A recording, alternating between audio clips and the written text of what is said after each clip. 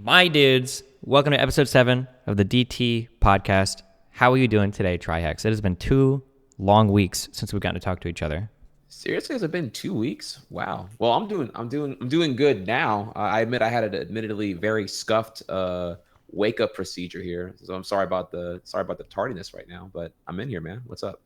Um, yeah, I'm doing great. Don't ever listen. If we're ever late or whatever, don't mention that shit because people that are watching from YouTube or whatever other shit, they don't actually know. So fuck them. Okay, Exactly. Yeah. You're right. You're right. It came out on Wednesday, so we're here still. fuck So, those people. All right. Um, what have you been up to for the past 2 weeks? We've had Christmas. We've had New Year's. What did you do? Anything fun or exciting? oh yeah, dude. I for Christmas, I have godchildren. I don't have any kids, obviously.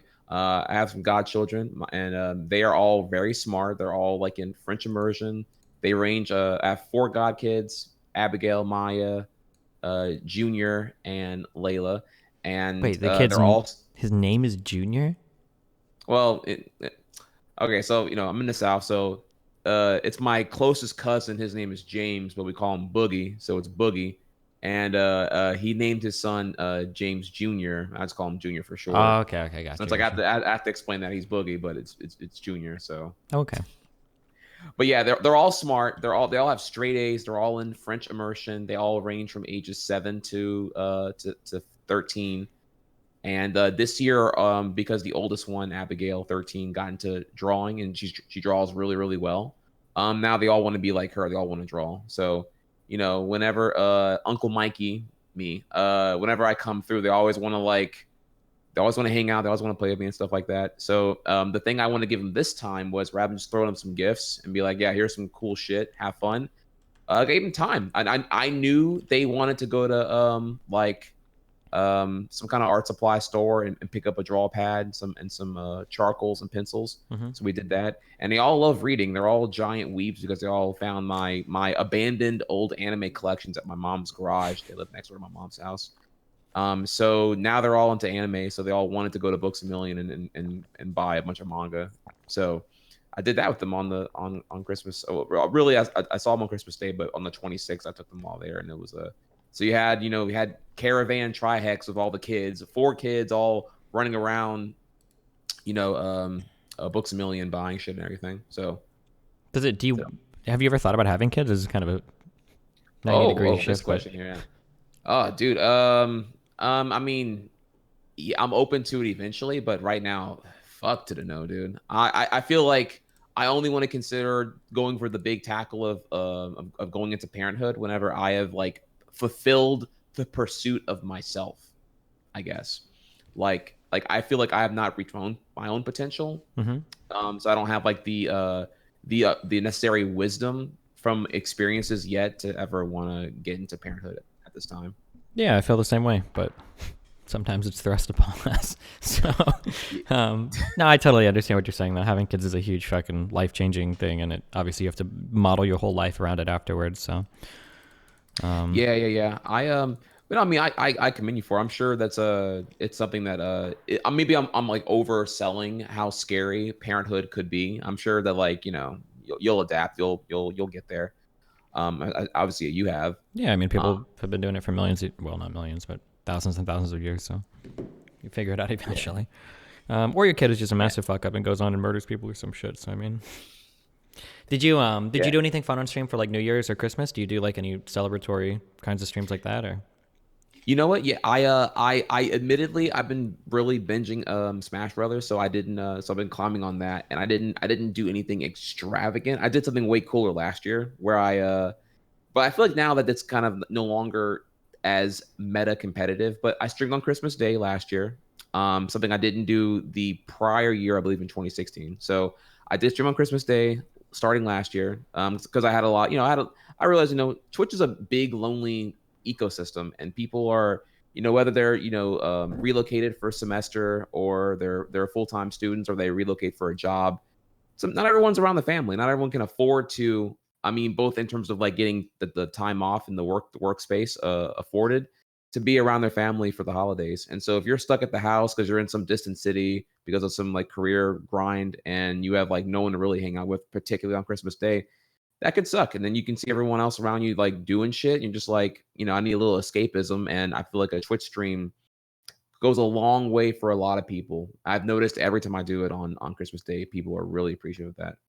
So I did a Christmas Day stream. But last year I gave away, I think I gave away like a little $20 gift card every hour on the hour, or I did some kind or something like that. Mm-hmm. And so I had nothing to. Unfortunately, I had a lot of family shit to do this year for sure.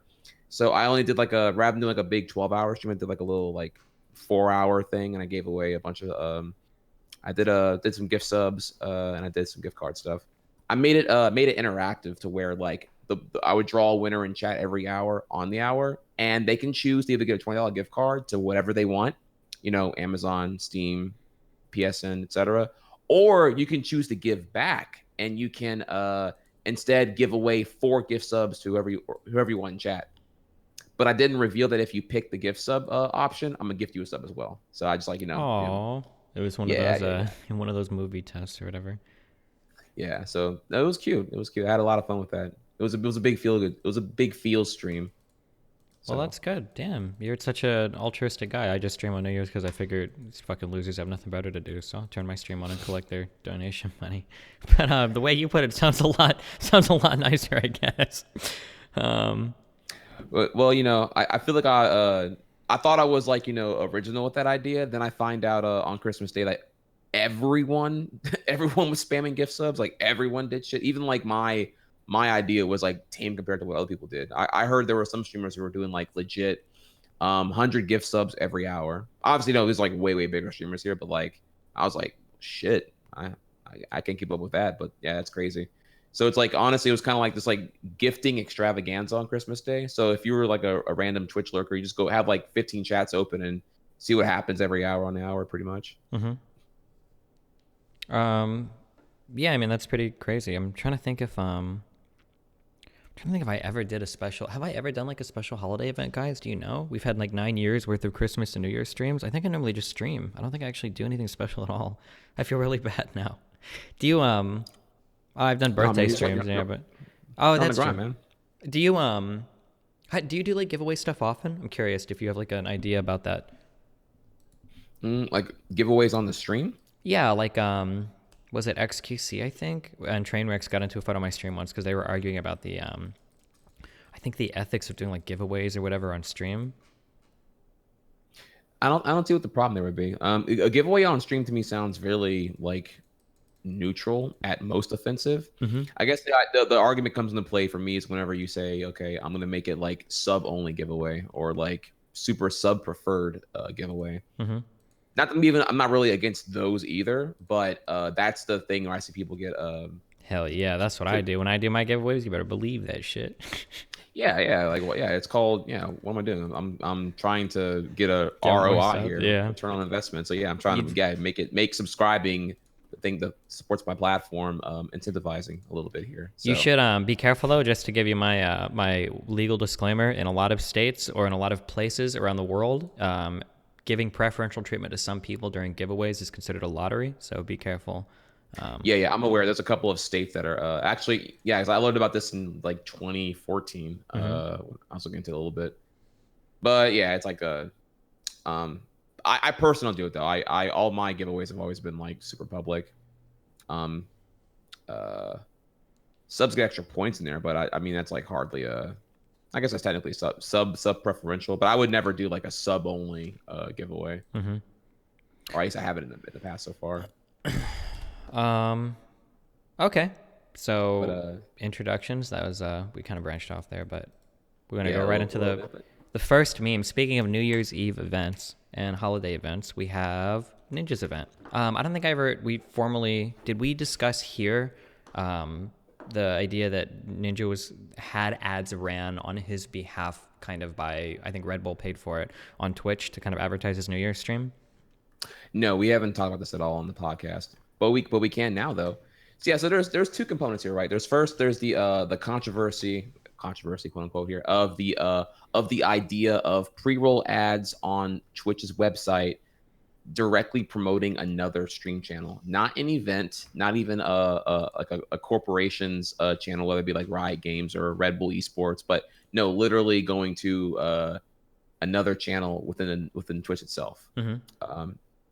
I guess supposedly it's unforeseen. So there's controversy about that, and then there's also the separate thing about the literal Ninja New Year's Eve countdown event itself in Times Square, New York City. Apparently, he peaked at 262,000 viewers for this event, so I'd say it was probably pretty successful.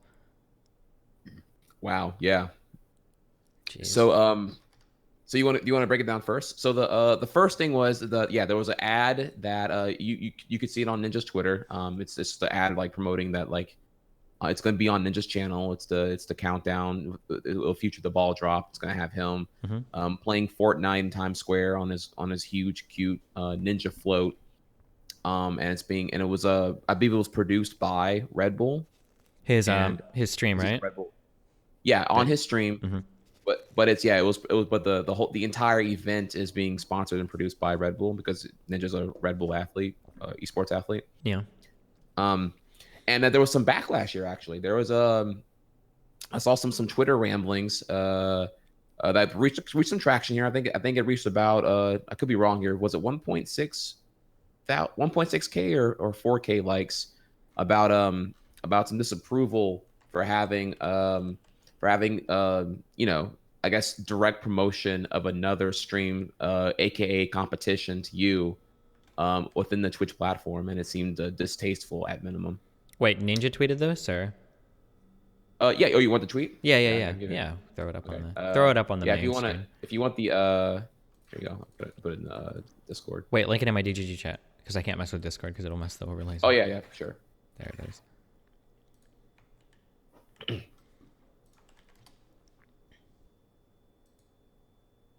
Okay, we'll watch it. We'll go ahead and throw it on the main. We'll watch screen. it. Okay, let's watch it then. Yeah.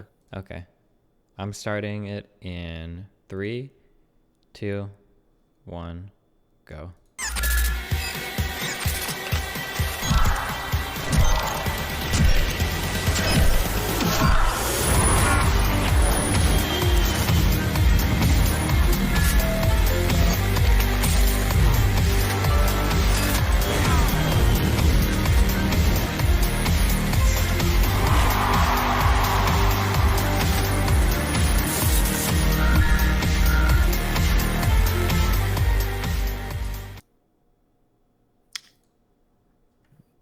All right. Yeah. So yeah, there was some backlash over the fact that an ad for another streamer directly on your own stream was upsetting the people. The argument, from what I understood, was that it was distasteful and that you're giving said viewers who are coming to your stream direct call to action to watch someone else. I think just on what you just said, I think the two big things were one is the idea that people engage with streams in like very unique ways. Like if you watch a stream, you can't watch multiple streams. Whereas like for YouTube, like if I promote another YouTuber, you can watch all of our shit because it's just a video, right? But for live streams, you typically are fighting for viewer attention, right? There's like a big opportunity cost. If you lose a viewer to someone else, you can actually lose a viewer. It doesn't really work that way with YouTube, right? Like you don't lose subscribers to other people, but in live streaming, you can lose viewers to people, which is scary. That was the first big thing that was a pretty strong argument. And then the second one was the idea of having someone on the same platform as you that is directly competing for viewers against you, advertising on your channel. Feels kind of shit too.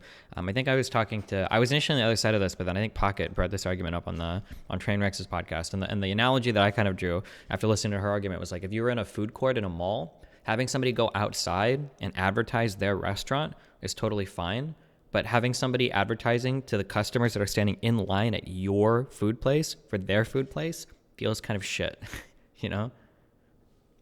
It's actually a really strong analogy, actually. Yeah. You know what's funny there is I guess it's all about how this is being framed, right? Because the counterpoint to that would be Gutex, the face of PogChamp, who was on the same podcast, had said that his analogy was that it's not Burger King employees running into McDonald's and saying, you know, fuck these burgers, try a Whopper, bitch. Instead, that's what the backlash perceives it as, but in actuality, what he thinks it is more like It's more like you're getting chicken nuggets at McDonald's, and there's a person billboard asking you, to try to make chicken instead. It's all within the Twitch ecosystem. It's all meant to build up the entirety of Twitch itself. Oh Because yeah, so the reason why I don't like that argument, I guess, upon further reflection, is that like this is where I go back to the food court analogy. If you want to advertise externally to build up the Twitch community, that's fine. You'll bring in more people from the outside. But when you're doing advertisement endemic to Twitch, you're really just advertising to other Twitch viewers, right? Like if you're running an ad on YouTube or you're running an ad on Twitter or something, you have a possibility of pulling in non-endemic viewers. I'm using this word. So endemic is like somebody that is within like a system. So for instance, we might say that that SteelSeries would be considered an endemic sponsor to esports because you use headphones and it's part of the, I guess, ecosystem. But you would say like Coca-Cola is a non-endemic sponsor, right? And an endemic viewer would be like if I run an ad on Twitch, these are people that are already in the ecosystem. Whereas if I run an ad on, like a TV show like The Desperate Housewives, these would be non-endemic viewers. But the idea of like advertising just to other Twitch streams, like these are people that are already on the Twitch platform. I don't think you're building the platform up at all. You're just basically trying to advertise to kind of yank some viewers from. I think another stream is how it feels. I totally get that feeling. No, and you know what? I do agree with that. I do agree with that. The fact that ad was playing on other Twitch channels could be considered distasteful. Yeah. But I do think that the ambition of having of trying to pull in. See, the thing is, I don't know what if Twitch did like advertising like massively external outside of like Twitch. Like would you like were these ads played on, say, like, I'm trying to think of an example where it would actually play. I don't know, like on YouTube, I guess. Because from what I would perceive of having a New Year's Eve event, is that all of the non-Twitch viewers, all of like the regular broadcast television viewers, they're all looking for something to put on during their New Year's Eve party, right? That you're running at your own house IRL. And from what I can get, it's usually the CNN or some kind of like news broadcast or like or CBS or NBC live televised coverage of the Times Square ball drop. Mm-hmm. And there's nothing out there for, I guess, the I don't know, the younger crowd. This is very much like I think like more like a Generation X thing to like want to watch the ball drop. I don't think young people are really doing that anymore. So here's like, someone a little more relatable doing something that you probably are more into. Ninja playing Fortnite, Ninja being out here and being the charismatic person he is, and trying to like build that pie better here. Like, because I don't think anyone under 35 is, or really anyone under 30 is watching the ball drop as their activity of choice on New Year's Eve going into New Year's. Mm-hmm. So I understood it as like that. Yeah, we're trying to build that up in its entirety. Uh-oh, are you okay? No, I haven't seen it. No.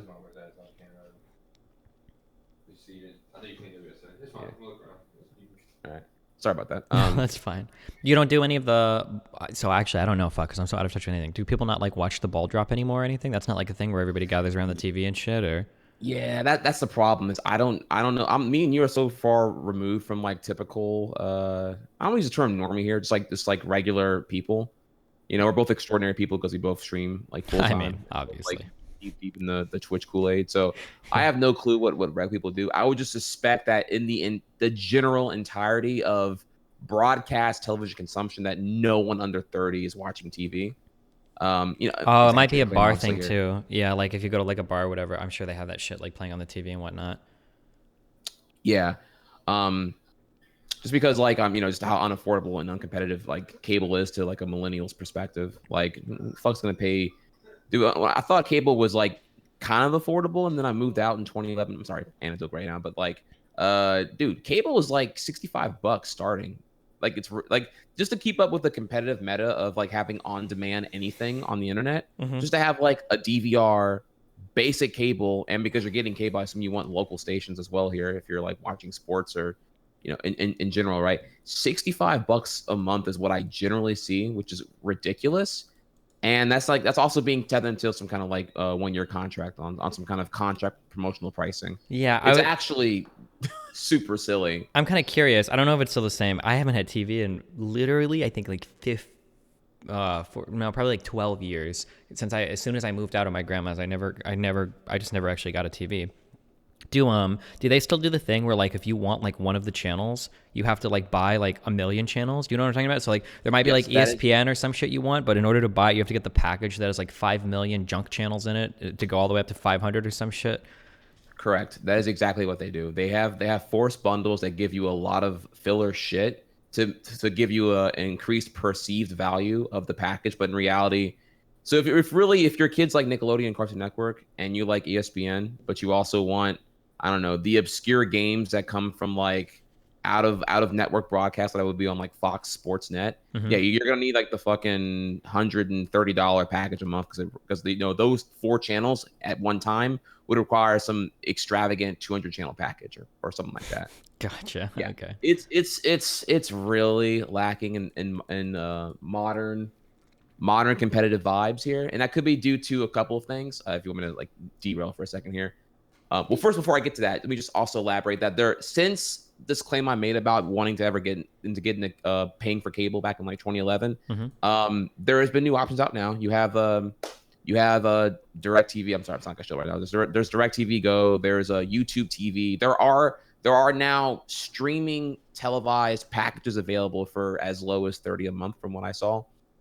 Still not anything I would get into, but if you wanna do that, you could do that. Uh-huh. I have heard that YouTube TV is actually pretty good. Dude, real quick, I just had the Yeah. sickest fucking idea in the world. Holy shit. Why aren't there fucking subscriber bundles? That should be part of the thing that, like, if you make a team on Twitch, you should be able to discount that shit. Imagine if you could, like, make a team of 5 people, and if you pay 15 a month, you, like, automatically subscribe to all 5 of them and get all their emotes or some shit. And then Twitch figures out a way to divvy up. Like, everybody would have to agree to go in and you get a smaller cut. But I wonder how many, like, group subs you could incentivize like that. That would be sick as fuck. The problem there is the pie.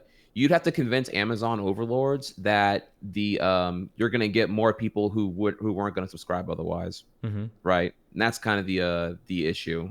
You're not wrong. No, the idea is super cool, but I'm thinking like on an Amazon POV, like how does it make money? And are you really gonna convince Well, I them guess the that idea having would be that hopefully you can just bring more people in to subscribe, I guess. I don't think it would bring in more people. I think it would make already existing power users want to just like put their wallet further and further into the lucrative glory hole that would be Yeah, the maybe. Twitch subscription ecosystem. The thing that I worry about, actually, when I think about it a little bit more, sorry, this idea, I think I yanked this from someone in chat. It sounded really good. Actually, the scary thing is I think that would actually compete with the Twitch Turbo product. So that's probably why they wouldn't do it. Because the idea would be if you group sub to like 5 or 6 people you watch all the time, then you never have to buy Twitch Turbo, which is probably something they wouldn't want. So, Well, now that you're going into that here, I mean, let's just okay. So would it compete with it? Yes, but let's just pause here. Is Twitch Turbo actually a really compelling product in the first place? Like I get that they have to meet some kind of like ad revenue goal. Which, by the way, we're gonna get to this topic here a little later on the Twitch 2018 review. But is Twitch Turbo really a compelling product here? Legal ad block, is that alone really compelling for anyone to pay $10 a month for? you said legal ad block? Yeah, is that not what Twitch Turbo is at this point? Oh, I understand what you're saying. Is it not worth it for people to pay 10? Are you asking like, does anybody do it or? I guess so. Yeah, en masse. I don't like. I get people who do it because it's like ads on mobile are annoying as shit. Mm-hmm. But are like, I don't know. Is it like it's creating a net negative? Is that fair? Is that what I'm gonna say here? What do you mean by a net negative? Like the experience, I guess, because prior people are conditioned from having Twitch Prime. Twitch Prime included the no ads universally globally on the website. Oh yeah, that kind of sucks. And so now they had to like reintroduce a negative condition without any perceived positive conditions to compensate for the existence of Twitch Turbo, because it seemed redundant at this point. Mm-hmm. And so my thing here is like, okay, so the comparative product, right? So comparatively on YouTube Red, you get I guess the idea here of legal ad block plus exclusive content, which I don't care about, but sure, whatever. There's that. And then if you can, you also get, you get the ability to minimize the YouTube app and play it on your phone. I actually have YouTube Red. I pay for it now. Yeah. I guess I could also be described as a net negative too, because the YouTube app not playing in the background is a pretty frustrating thing, and there's nothing holding that down other than the arbitrary ability to not play in background, but they just tether it up behind the paywall. Yeah, it's so I kind guess of that annoying. could be. Yeah, I guess that's kind of like And I know a ton of people are reading in chat because they're all going to say you can download other apps to do it. And I know you can, but I wish I could remember the names. Maybe they've gotten better. But third-party YouTube apps are just real shit. They usually look and handle poorly. They look shit. They have like reliability problems. Sometimes they crash. Like, I don't know. I had really bad experiences because I did, on a long time ago, I did use some of those third-party apps so that I could minimize my YouTube and play it in the background. But I don't know. I just had really bad experiences with it, with the third-party YouTube apps, on at least on Android. Like, it really sucks shit. No, I agree with you there. I used to run jailbroken iOS since iOS 4, and the biggest thing I always enjoyed about it was having downloadable YouTube videos and background playback. And now they offer that directly without any of the jailbreak bullshit now. So I'm happy with it. Yeah. So I hear you though. But I guess my thing is that if I'm paying extra for like a premium YouTube experience, I'm getting other shit with it. Yeah. Twitch Turbo seems very bare bones. Like you get no ads. I don't even know what does Twitch Turbo actually get you besides no ads? No ads, an expansion of nickname colors, which is like, okay. And you get Twitch Turbo specific global emotes, smiley face, heart, frowny face. That's really it's literally a product that has not had any change since like 2011, 2012, dude. It is got cotton webs and like, I don't know, like rectum cancer at this point. It is so old, dude. It's in a wheelchair, covered in dust, in the attic, ready to fall over and die at any point. Huh. So yeah, the all the drops and everything given, that's all Twitch Prime shit, right? Like with the game drops and stuff. Don't they do that? I never check any of that shit because it's usually. Oh yeah, correct. That's Prime. Yeah, the Prime loot that you get. There are certain games, most of them indie games, you get per month. You saw that Fortnite had a lot of like loot tethered per month whenever Fortnite was thriving at its peak earlier in 2018. Yeah, that's all Twitch Prime stuff. At which point, you're able to use your Twitch Prime on your favorite streamer, and then the said streamer, most streamers will have the sub immunity to ads. So if you're subscribed to that person, you won't get ads. So okay, well, that's like their like perceived reaction to the ad block or to the ad negation being removed. Okay, but yeah, I think right now like Turbo is not really a compelling product. They need to like really expand the pie on that. Yeah, so yeah, it seems like it. Yeah. Fuck. Trainwreck just gifted 50 subs. I don't really call these out on the podcast, but thanks. I mean, that was pretty big, so thanks a lot, my dude. I appreciate it. Okay, yeah. So I guess wrapping up. I mean, you saw. I guess to wrap it up on a lighter note, you saw the floss meme, right? Yeah. Do you want to describe it? Or you want me to describe it? Describe it. We're on a video podcast. We need a fucking video. I should have had this brought up already. Fuck. Talk about it real quick. Wait, but don't describe it too much. Don't spoil it. I gotta find it. Don't spoil it. Oh shit. Okay, so it was rainy and very, very cold in Times Square, New York, and it was getting, Ninja was doing his little thing, trying to be charismatic with his wife on stage, and there's there's a crowd. He's in a float in the middle of Times Square, so he has like his audience watching in the Times Square section. We got it. We got it. We got him. Hit it. I linked it in chat too, so you can watch along if you want. Okay. Okay, got it. 3, 2, 1, go. Ready? Go. And 3, 2, 1. Yeah. Hold up. Come on, baby. You guys know it. Come on, man. I want to see the crowd. Get it going. You got it? You've been working. I'm like hitting my wife for you. Wait, you want to come up? Everyone wants to get it. Come on, baby. Show me what you got. Show me what. Just move. If you got to know it, just move. It's all I want to see some movement. I'm not seeing enough movement. You ready? And 3. I mean, dude, it wasn't like it was like there was no one. I think there was. Hold on. I'm gonna challenge that. You are fake news because I think I saw one person. Hold on. Not the specific. I'm talking about the ending crowd shot. In the ending crowd shot. Oh, never mind. It's just a kid waving their hands back and forth. I thought it was the guy doing it. I'm not seeing enough movement. Yeah, no, I'm talking about like the final 5 seconds. No, there's not even one person doing it. They're all looking. Anyway, yeah. I feel like, Yeah, isn't there yeah. like normally like a main camera guy that like reviews shots before they cut to a camera? Like, why would you cut to it seeing that the audience is so dead? I feel like I've seen this happen a few times. It'll be like at raves or whatever too sometimes, where the audience is just totally fucking not into it at all. And then like they pan to the camera and like the DJ is like going up and down, but the crowd is just like standing there and it's like, okay. Yeah, it's just some producer about to get fired or something like that. Because yeah, that got super mean. That got super called out, and that was entirely preventable if you just don't cut to the audience. You're not wrong there. But Maybe the cameraman is a secret ninja hater. Yeah. So I wanted to actually kind of want to talk about this one here because the problem here is I don't have the comprehensive context of whether or not these are like, why did this go sour? What's disconnect here? And I wanted to bring a little bit of insight into this first.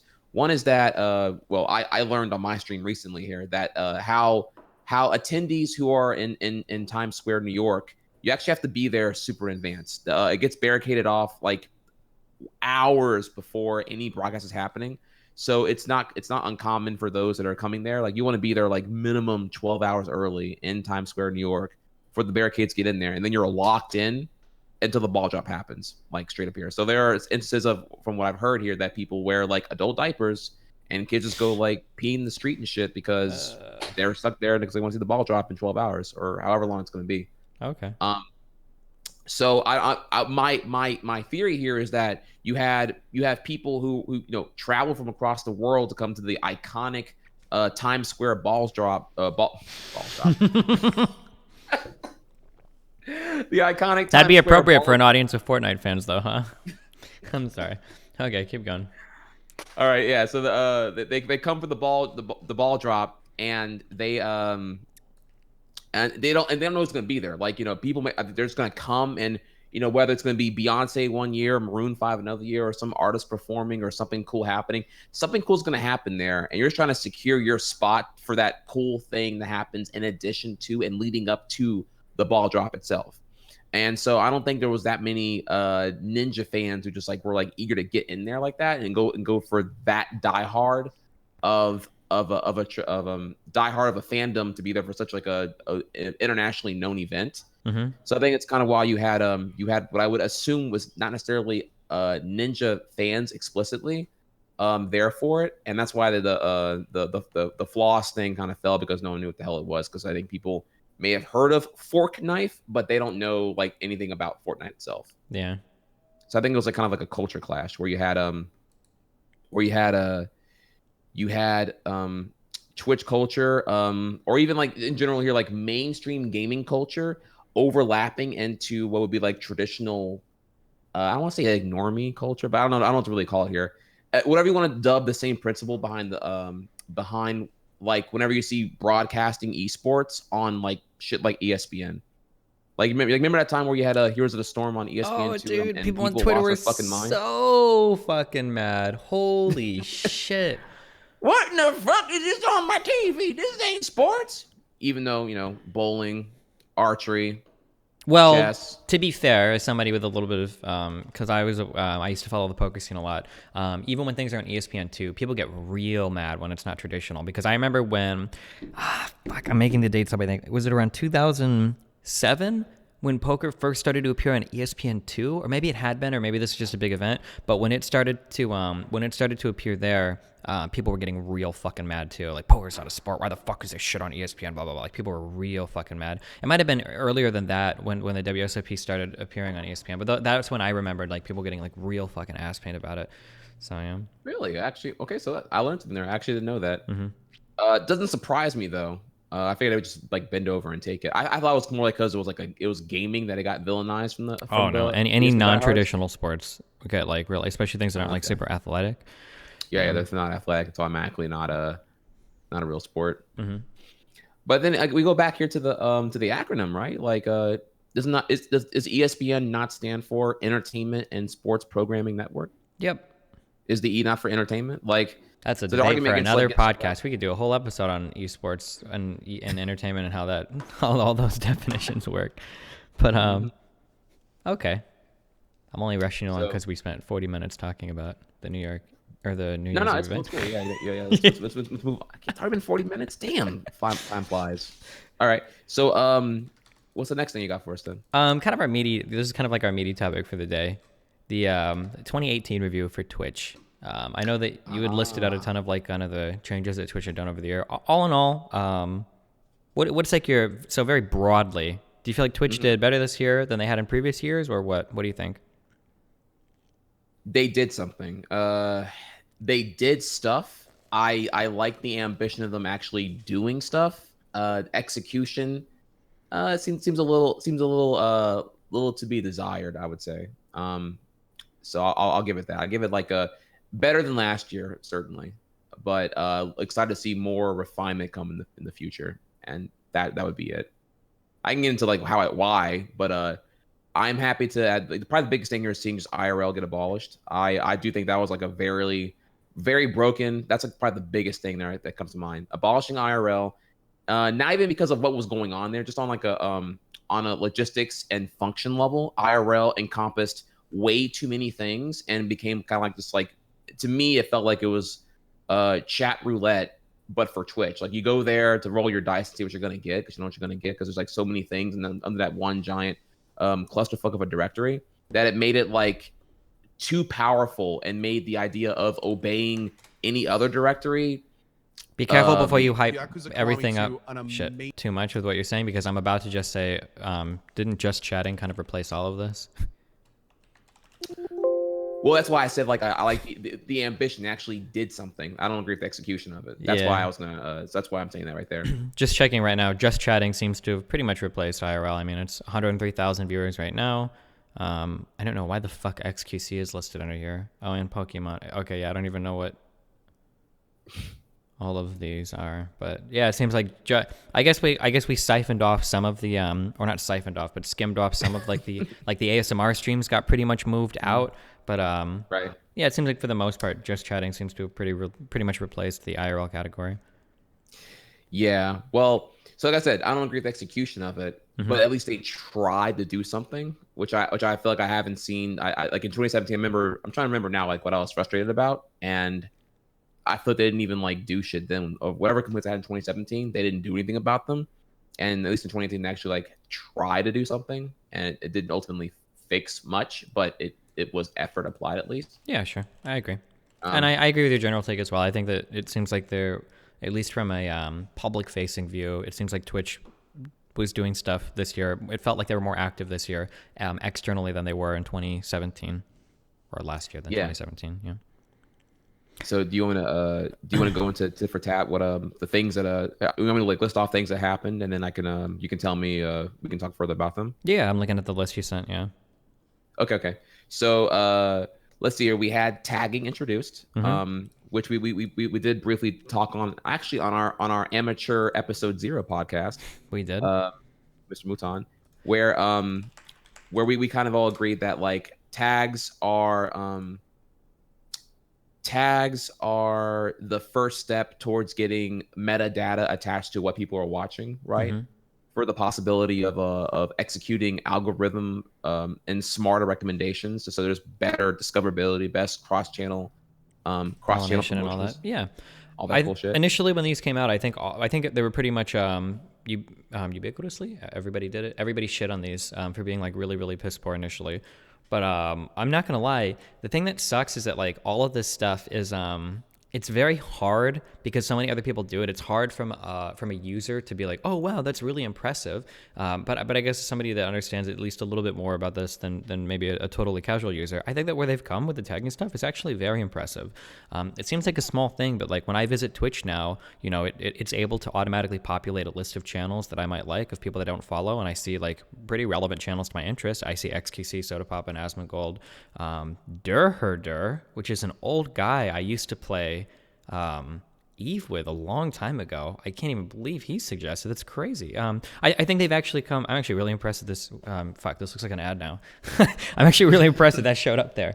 Yeah, and then I see like under categories you might like, you know, I see relevant games and whatnot. This is actually a really big improvement for how Twitch used to be, which is just listing things by viewers. So I mean, I think obviously they still have kinks and whatnot to work out, but they've come really far on this. This is actually really, really impressive compared to how everything used to be listed. So yeah, no, I agree with that. I'm excited to see where things go from here. I really want to see them push further. Also, I'll say this later on here, but push further on the clips, man. Because for me, still right now, clipping is still the biggest thing that leads to discoverability on Twitch of like new channels and streams. So I'm excited to see if like I guess like would tagging play a role into like how clips are discovered? Do you think? Yeah, I'm Or not is that sure. really- Clip discovery still doesn't seem like something that Twitch. I don't even know what you browse for clips. Click browse. Can you even do that on this website? I don't know. Like it's a good question. So whether the answer is yes or no, it doesn't matter because they failed at doing this if we don't know where it is. But yeah, it's not quite a there's no library. It was really just like the other thing too here. Okay, so here's the other thing too, right? Like I'll watch a clip and then I'll see in my the similar clip recommendations at the bottom here, other ones that are like just like kind of like viral for the week. And like clearly there's like a desire to see like what is the top viewed clips globally for the week, for the month, for the day. And there's no like general library of that on Twitch. which is Like, actually or sorry, go ahead. Which is why, and I feel like I would use that more, because like right now, like the thing I'm supposed to do is I'm supposed to go like to the clips tab of any given streamer's page, but that feels so like minuscule in terms of like getting an idea. Like I'd rather look at it. If I find a streamer that I find interesting, right, and I want to know more about them because like I saw them on, I don't even know, like Train's podcast or something like that. I'll go to their page and I'm not going to the clip section to learn more about who they are, because I feel those are all like, you know, like they're literally like they're a clip specifically to be out of context, right? For the meme, right? I don't know. I think clips could give like a general. Ooh, actually, this is a real. Oh, this is some great content. Let's find out. Oh, here we go. Here we go. All right. Let's see if trihex clips give us a general. So let's find out over the past 30 days. Oh no! What are the top clips?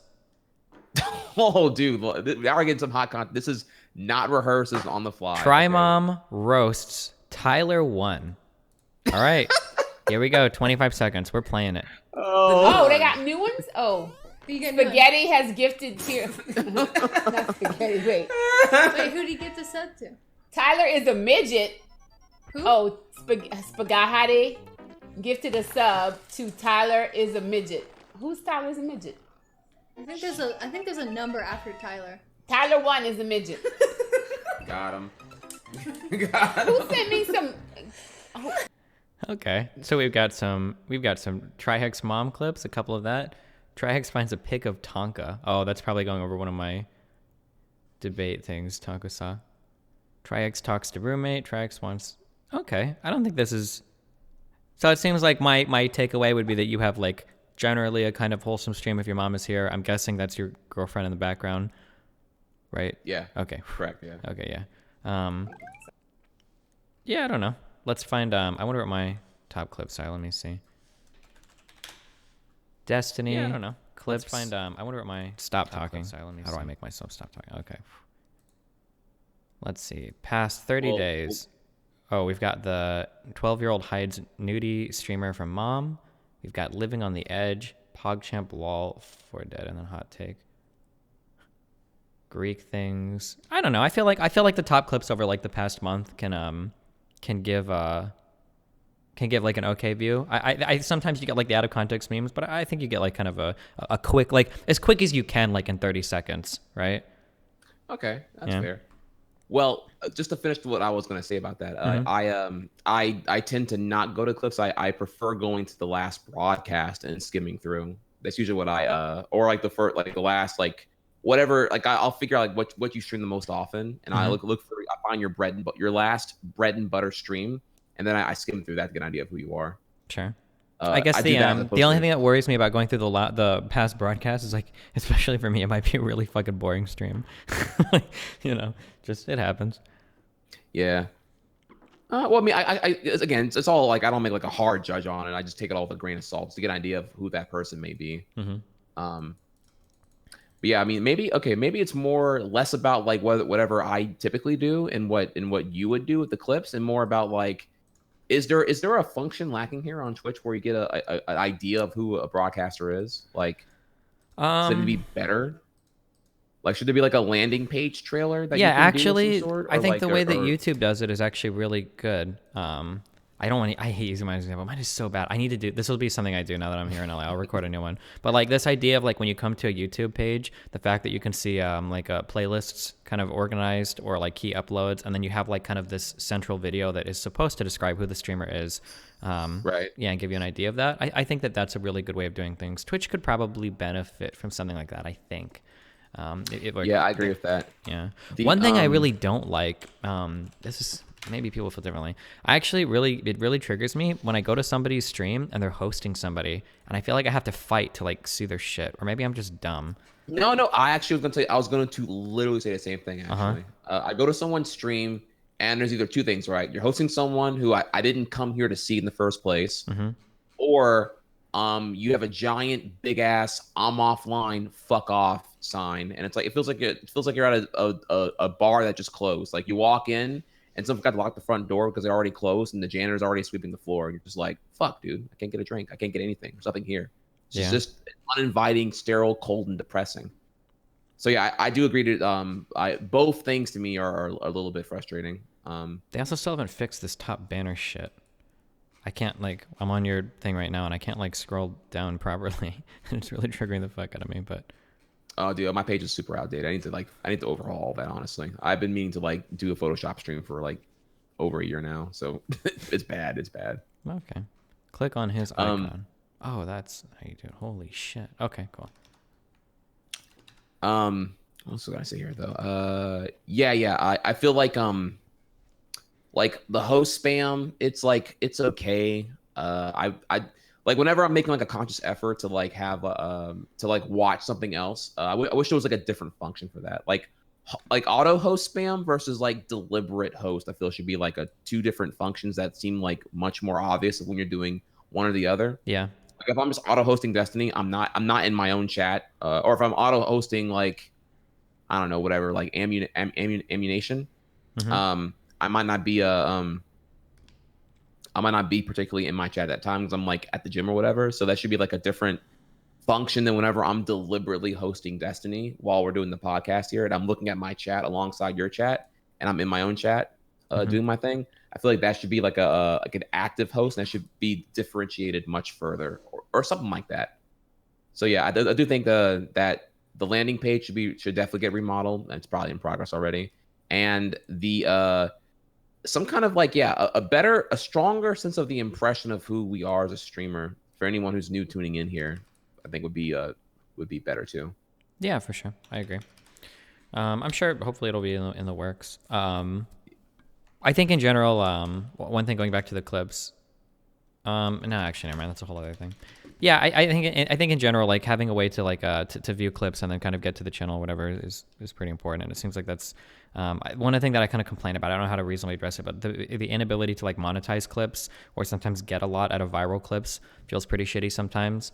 So like for instance, like looking at my page, I'll see I have a clip with like one went really viral and I got 500,000 views on it. And if that was a YouTube video, that would have probably been worth $1,000 in terms of ad revenue. But as a Twitch clip, it's worth literally nothing. I actually hadn't looked at the viewer numbers on a lot of these clips. Like there's like thousands of dollars worth of ads that aren't ever being seen on this page because of the way that clips work, which is kind of depressing. But I've never given that thought at all. Yeah. Wow, at all.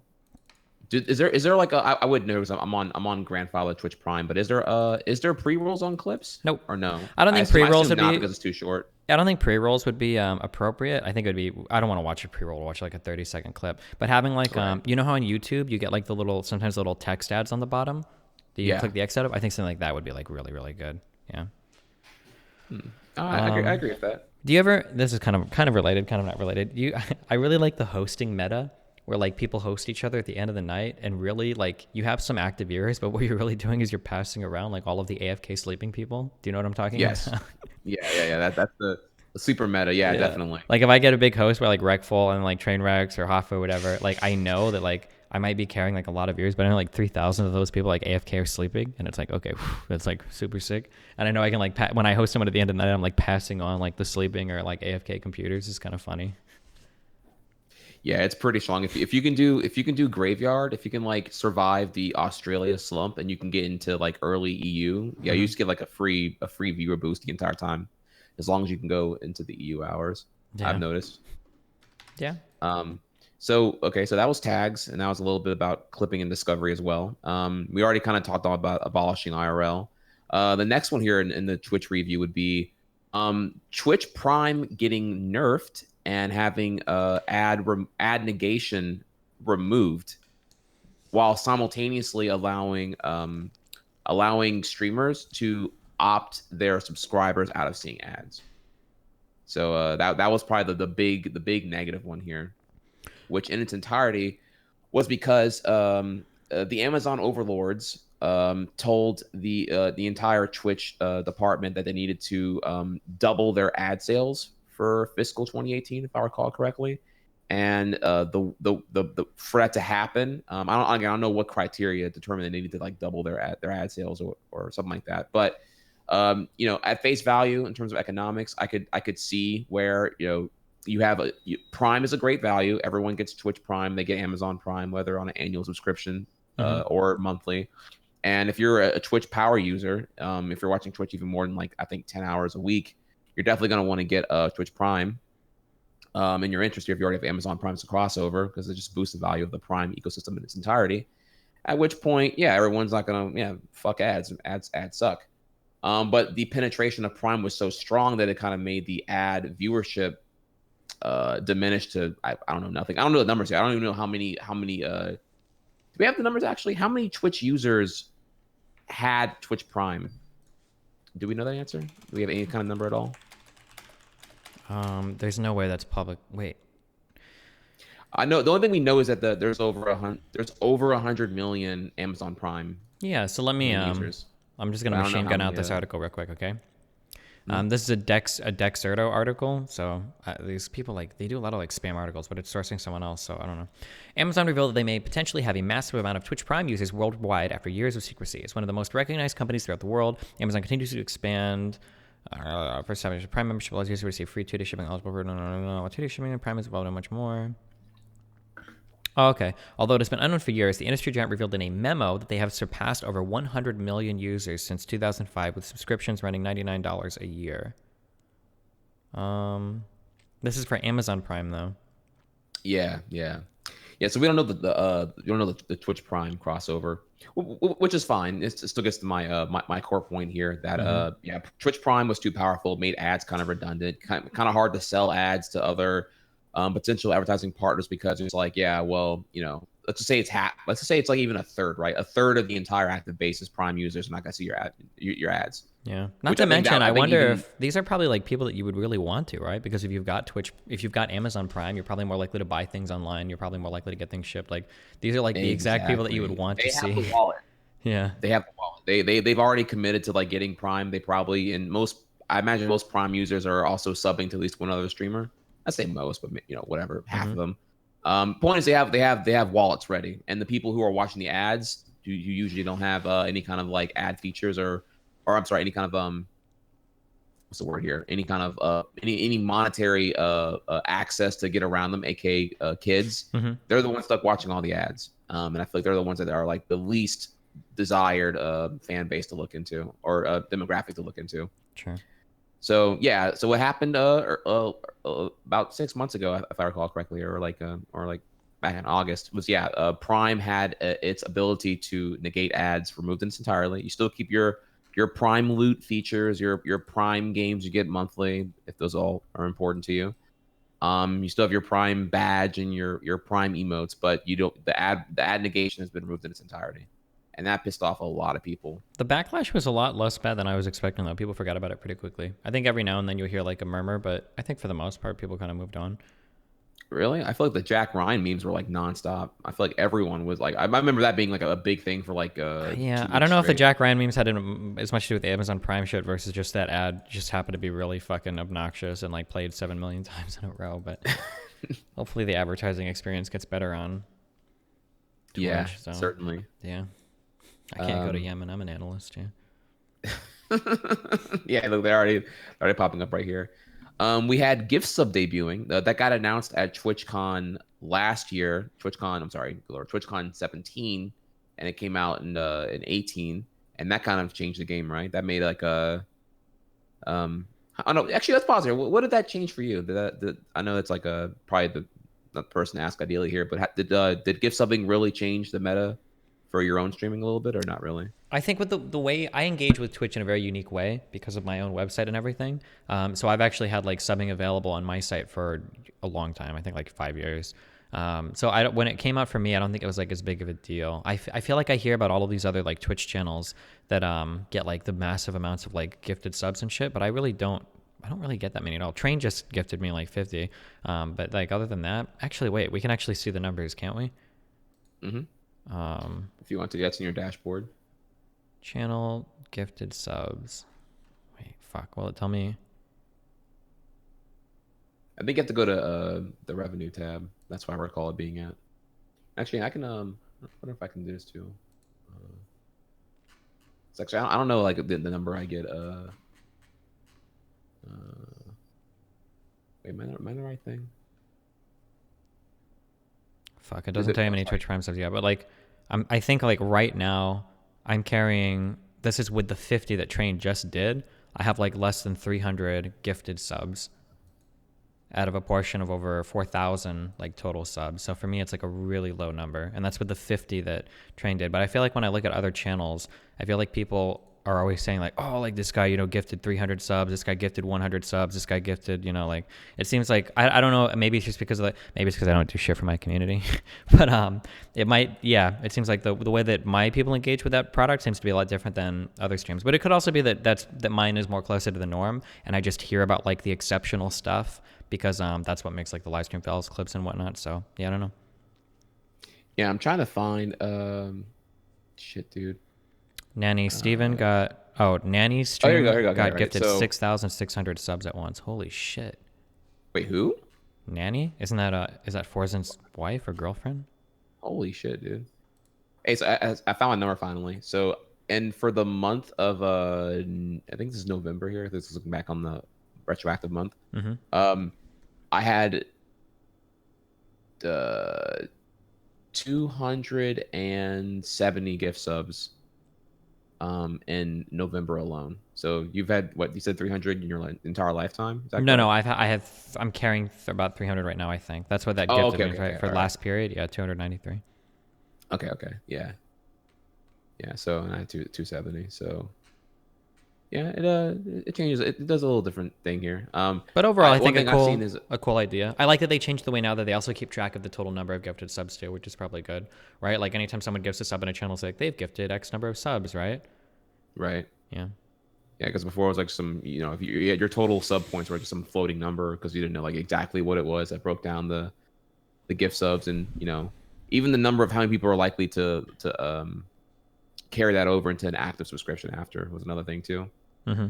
So yeah, that was a big one. I really liked in September they did that thing. They should always be running promotions like this. But if somebody gifts you a sub, you could renew that sub at like a severe discount. I think it was $1 in September, wasn't it? correct, yeah.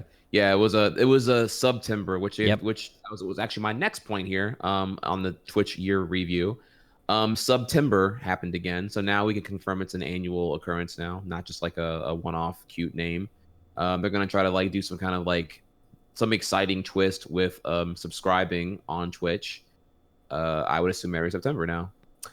So yeah, September in 2017 was a different than this year. Back then, it was you could subscribe to a new channel for only $1, but it had to be a new channel that you had never subbed to before. Oh, okay. So they gave the incentive to like kind of go out there and just like throw $1 and they get the whole cut. It was a loss leader for the for boosting the ecosystem of subscribing to those you like, right? And then this year, September was any gift sub that you have that expires in September or October, you can renew for $1. So and also they debuted gift subbing that went live like at that time. So if I recall correctly, or was it a little bit before that? I could be wrong about that. Okay. Yeah, I don't follow that Twitch meta as much, but okay, cool. Yeah, all in all. I'm sorry. I'm being correct here. Actually, it was half off. Subscribing to a new streamer was half off. In Gotcha. 2017. Okay. Yeah, that's a good idea. Anything to get people to get more money. It's obviously a good thing. Yeah, so that was fun. And then my last thing here, and kind of plays the bigger meta because which is TwitchCon Europe was announced. In April, yeah. Yeah, April. It's gonna be a 2-day convention. It's gonna be in Germany. Is that Berlin, correct? yeah. Okay, yeah, Berlin. You're going to that, right? Thinking about it. You got Are to. you going? Come on. 99%, yeah. Oh shit. Okay, well, I have to get my ducks in a row then. I was thinking about it. I was like, should I go? But you're right. If I was ever gonna go to EU, that would be the thing to go to, right? Mm-hmm. And then you get to go be part of like year one. The thing is, I have to. Okay, so let's pause here, right? The going to TwitchCon EU, going for that alone to me seems not worth the amount, the time sink to travel overseas. Oh yeah, no, So you I got to. gotta, It's Berlin. You got to stay for like a week or something. Like I gotta make like a thing out of it, right? So Yeah. I have to. So I have to like get a squad and figure out what the fuck I'm doing. Maybe figure out what the fuck you're doing. Go with you or some shit. Yeah. I don't know, but like but yeah, we should talk then maybe. Spontaneous friendship things happening right now, y'all. Get the squad. This is I don't know what like in terms of like what you're available to do, but you know Andy Milanakis? Yeah. Oh yeah. The he might be putting together a trip to Tokyo or to Japan, I should say, I guess, before TwitchCon Berlin. So. Oh damn. Yeah. So go to Tokyo, then do the other side of the world, and go to not the other side of the world, but like and then go to EU. It's kind of the other side of the world, right? Do you think Japan is almost on the other side of the world compared to Germany? Do you think? Nah, probably not quite. I wonder what the Japan to Germany flight is. I wonder what that flight time is. I'm really bad at thinking of like distances. It's probably pretty long. It's probably like 12 to 15 hours, no? Yeah, no, it's taxing for sure. Fuck, I gotta look it up. Oh, someone's saying it's about 12 hours. It would make sense though, Andy. I think you'd have to incorporate both those trips together. So you'd go from like whatever to Japan and then Japan to Berlin, maybe. Yeah. Yeah, it's actually that's a big one for me because I've never actually been international before. So. Oh, never at all? Oh, you might as well go fucking big your first time, dude. I did it with mushrooms. Yeah, so hell yeah, why not? Do it with travel. YOLO. And you got Tokyo. It's like you fucking meme anime shit, all that, right? You can go look at the. Yeah, get to go to stuff. Akihabara and like do a bunch of anime shit. Mm-hmm. No, yeah, I always wanted to. I was planning on doing that in 2020 as when I was like, all right, I need to like get successful enough to where I can just like say fuck it and go to Tokyo finally and do shit. Sure.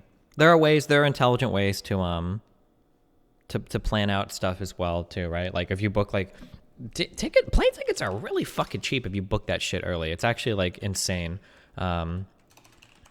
There's like a Tokyo airport. Like if like you're not wrong. Mm-hmm. You know I've even heard too. I've even heard that if you use a proxy site and hide your location, that you're able to like there are certain prices you'll see available just because you're in like a USA or North American IP address, and if you like proxy that shit out, you'll see way cheaper prices.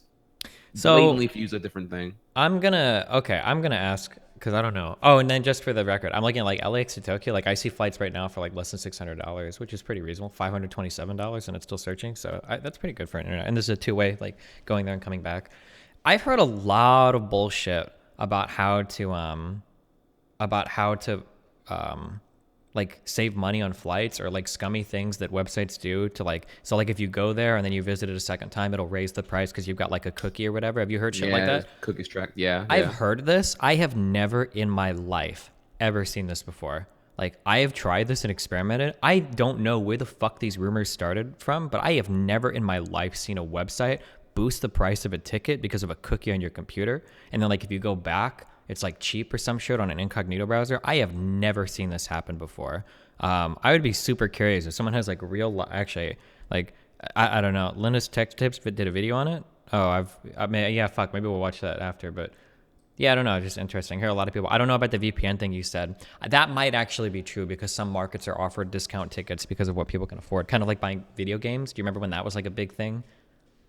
Mm-hmm. When Steam was offering cheaper video games to certain regions and people would like buy a ton of keys from that region and then sell them around the world, or I remember that. Yeah, I remember people would like they would like proxy out to New Zealand and then it gets you like mega cheap there. Yeah. I recall GTA 5 being like what, like $48 on day one or something like it was pretty considerably cheaper there. Mm-hmm.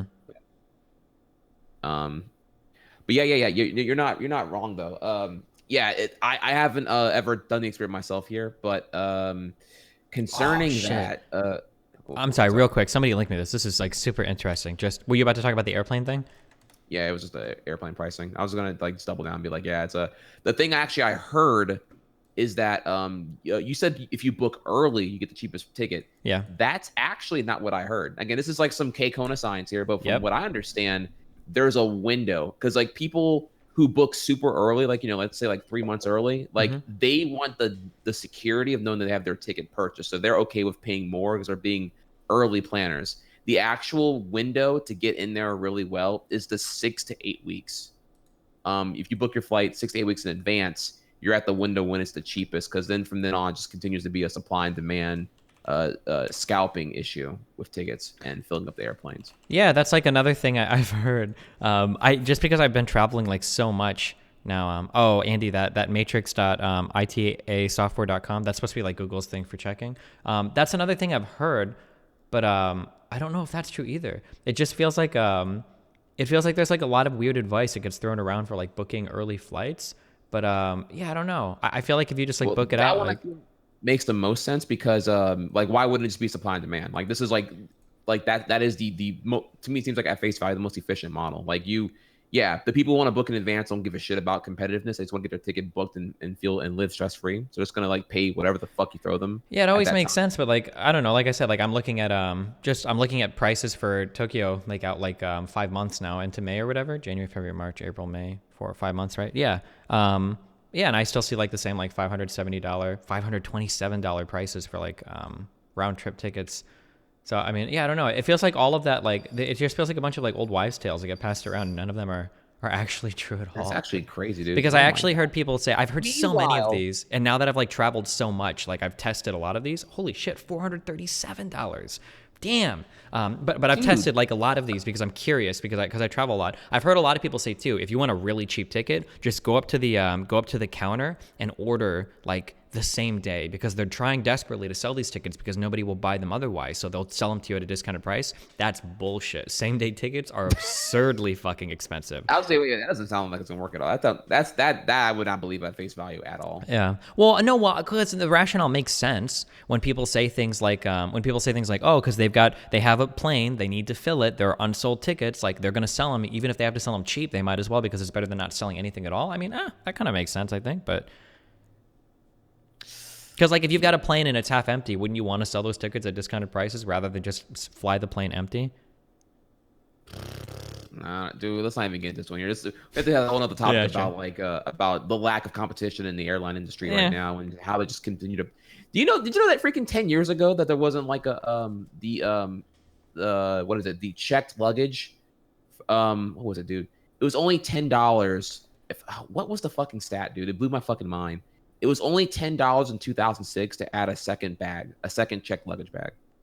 Yeah, fuck. I need to do more research on this because I might be unintentionally shilling for corporations here, and I shouldn't be. But like, I've heard that like airlines are actually insanely fucking difficult to run at a profit, and the reason why you get nickel and dimed so hard is because airlines have to try so fucking hard to keep ticket prices down that like it's actually like insanely hard to run an airline and to make decent money off of it. So they like have to go crazy with like trying to nickel and dime people on bags and shit to keep those ticket prices as low as possible. That might not be true, but fuck, I would have to look up again. But but I feel like I've heard that a lot. That it's really hard to make money. I hear you on that, and to be fair, lately I hear fuel prices have not been favorable, so it's been getting extra hard to keep things affordable. Yeah. So, but yeah, you're right. I don't know conclusively anything about that, but I have to come back with more research to dive further in on that one. Yeah, though. One more thing about that, though. You brought up how the Tokyo flights are at sometimes as low as like 570 or 560. I'm seeing 437 now. Yeah, sorry, go ahead. 437. Yeah, is that flight really like real though? Like, is that one of like bullshit like 30-hour nonsense flight? It's a 13-hour layover, but it's in Nanjing. What do you think that is? Is that like fucking Vietnam or some shit? I have no idea. Oh, this is in China. Oh, the Nanjing massacre. Fuck. So, I mean, like, I don't know. If you're okay with traveling, I sleep on international flights. So, like, hold on one second. 13-hour layover. I don't know. For $100 cheaper, I'm like, I want to get the fuck out of there. You don't want to go? You can go out and, like, explore and shit? Hmm.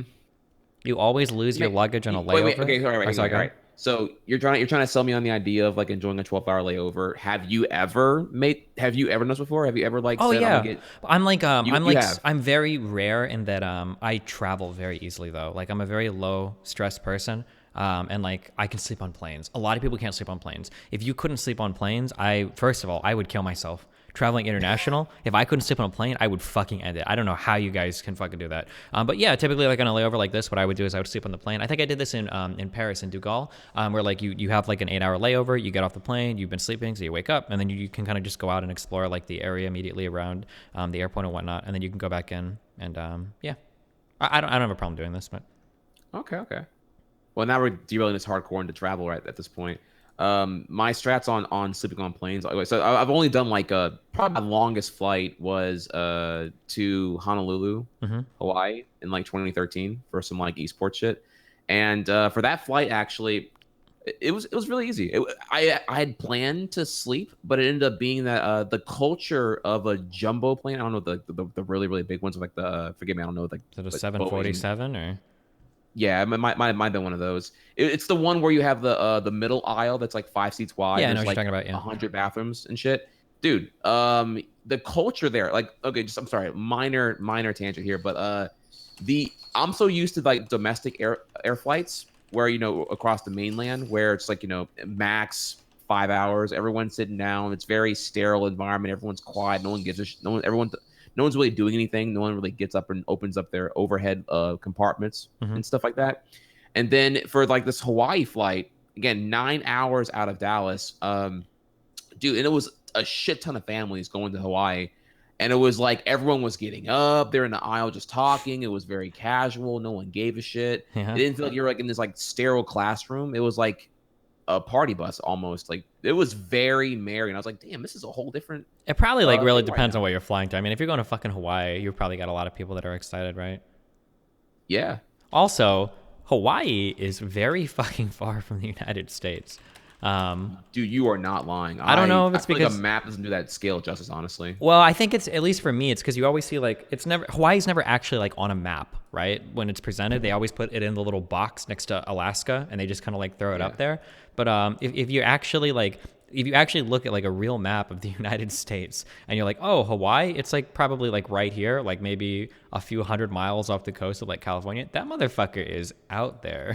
No, it's like isn't it in the direct middle of the Pacific? Yeah, it's pretty fucking far away. Like there's a reason why this is like our staging area for, I guess, like Pacific theater of war and shit. Like but right, a little bit right of center, but yeah, like that is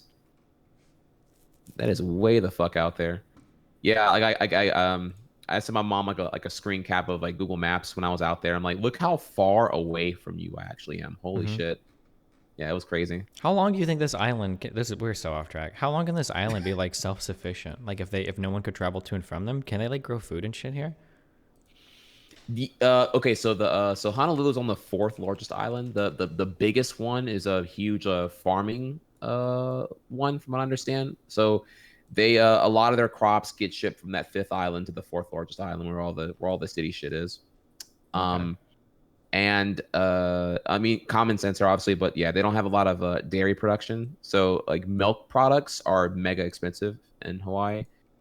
So it wasn't uncommon. Whenever I wanted to get pancakes one morning when I was out there for about a week, and yeah, like just casually, if you go to like an IHOP and I didn't go out because it was too expensive, but or I'd rather get something else that was more local. But the IHOP prices for like 3 pancakes was like $12.99, and milk out there is like $6 a gallon, if I recall correctly. Like, yeah, dairy is really pricey in Hawaii because of the shipping costs involved. It blows my mind how small this place is. I guess it just fuck. How do I measure the distance? Measure distance. It's like, isn't it like, it's not even like 100 miles, I think, across. Yeah, I can tell you. It's like 70 miles from like the longest ends, and you can't even drive it because there's like mountains and shit in the middle. It's like insane how fucking tiny this place is. Yeah, damn. Correct. Yeah, I rented a moped when I was out there on Honolulu, and I drove for about 6 hours, and I made it to the other half of the island. Yeah, if I recall correctly. So yeah, so 12 hours you could circle the entire thing. Yeah, and that's the whole thing, which is crazy. Damn it, we gone off topic though. TwitchCon EU. The reason I brought it up actually because I wanted to ask you what do you think that means. Does that mean there will be more Twitch events in the future? Like, obviously because TwitchCon EU is going to go well. It's a small scale thing, only a 2-day event, but obviously it will do better. And then they're going to expand budget and probably bump it to a 3-day event next year. But do you foresee them doing like more Twitch events? I mean, it'll really probably depend on attendance and everything, right? For how it goes. Yeah, I mean, like I mean, it would be cool, like, if this was like a pilot test, like if it goes really well, what if we get like a TwitchCon Canada and like a TwitchCon Shanghai or TwitchCon, I don't know. Well, maybe not that. I don't know what that. Actually, I was thinking even smaller than that. I was thinking like a TwitchCon East and TwitchCon West, where it's like East Coast and West Coast USA. Maybe. NA, but yeah, I like that. I like the idea though. Yeah, that sounds dumb, but I mean, or like if someone thinks that sounds dumb, like TwitchCon was super fucking packed this year. Holy shit. Oh, see, he wants a TwitchCon. TwitchCon South. Sorry, did you hear that? Yeah, your dog is like dying. Dude, that was my cat. That freaked me out. I've never heard that sound. Okay, well, maybe your cat's dying then, or maybe evolving. Dude, my cat. Yeah, I don't know what the fuck. I have never heard that before. I'm so sorry. That was a massive derail, but like, she just ran the fuck out of here too. She ran through the window. I'm sorry. Whatever. Cats being cats. Yeah, I think she's gonna evolve into like an Arcanine or some shit. I don't even know. Dude, I'm sorry, what were we talking about again? I completely got TwitchCon West, TwitchCon East. Maybe they'll break it up. We'll see how it goes. Okay, yeah. The reason why I think TwitchCon East and West are gonna happen is because PAX. Mm-hmm. PAX is like PAX has no competition. It's like the biggest convention setting thing that has like gaming culture dominant. I do think it has its role. Mm-hmm. With like the fact that it's cultivating further tabletops and TCGs and just general geek culture. But Twitch, playing pity pat at a PAX seems like a weird thing when they have the clout to run their own event in its entirety. So I would suspect that PAX Twitch wants to just like kind of make gaming a big thing for its own convention and not just like settle for being a part of a smaller convention. Sure. Yeah, it'll be really interesting to see, I guess, how all that turns out. Yeah, I don't know if there's anything else to say. What's the next one? And that was it. Tags abolishing IRL, Twitch Prime getting nerfed with Madblock, gift sub debuting, September renew gift sub event happening, and TwitchCon EU getting announced. That I try to think of everything that could that happened in 2018 for Twitch, and that's what I had for you there for the review. All right, cool. Well, that's Twitch in 2018 was pretty cool. Hopefully in 2019 it's pretty cool. Is your cat okay? Yeah, let me hang on. Just give me 1 second. Give us to the next topic here. I'm gonna go take. We'll watch the Louis C.K. clip. Okay. Okay. Cool. All right, so Louis C.K. guys, getting back into the swing of things. Not swinging his dick around, but I mean like the comedy thing. We'll watch this, then me and trihex will talk about this real quick. But I'm a little disappointed in the younger generation, honestly. Or here, do you wanna watch it with us? I can give you a start. Yeah, I'm okay. Before down. Yeah. Let me know when you got it up. All right, give me a count and I'll be ready. 3, 2, 1, go. But I'm a little disappointed in the younger generation, honestly, because I'm 51 years old, and when I was like 18 to my 20s, I mean, we were idiots. We were getting high, doing fucking mushrooms and shit. And then older people were like, you gotta get your shit together. And we were like, yeah, fuck you. And I was kind of excited to be in my 50s and see people in their 20s and be like, they're crazy. These kids are nuts, but they're not. They're fucking, they're just boring. Fucking telling them, you shouldn't say that. What are you, an old lady? What the fuck are you doing? It's not appropriate. Fuck you, you're a child. Why are you finger fucking each other and doing jello shots? Like, why aren't you... You should address me. They're like royalty. They tell you what to call them. Fuck 'em. You should address me as they, them. Because I identify as gender neutral. Oh, okay. Okay. You should address me as there. Because I identify as a location. And the location is your mother's cunt. It doesn't have to be that nasty. But it can be. I don't know, they testify in front of Congress, these kids? Like, what the fuck? What are you doing? You're young, you should be crazy. You should be unhinged. Not in a suit saying, I'm here to tell, fuck you. You're not interesting. Because you went to a high school where kids got shot? Why does that mean I have to listen to you? How does that make you interesting? You didn't get shot, you pushed some fat kid in the way, and then now I gotta listen to you talking?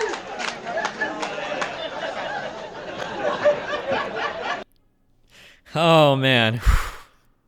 Yeah. All right. Fuck.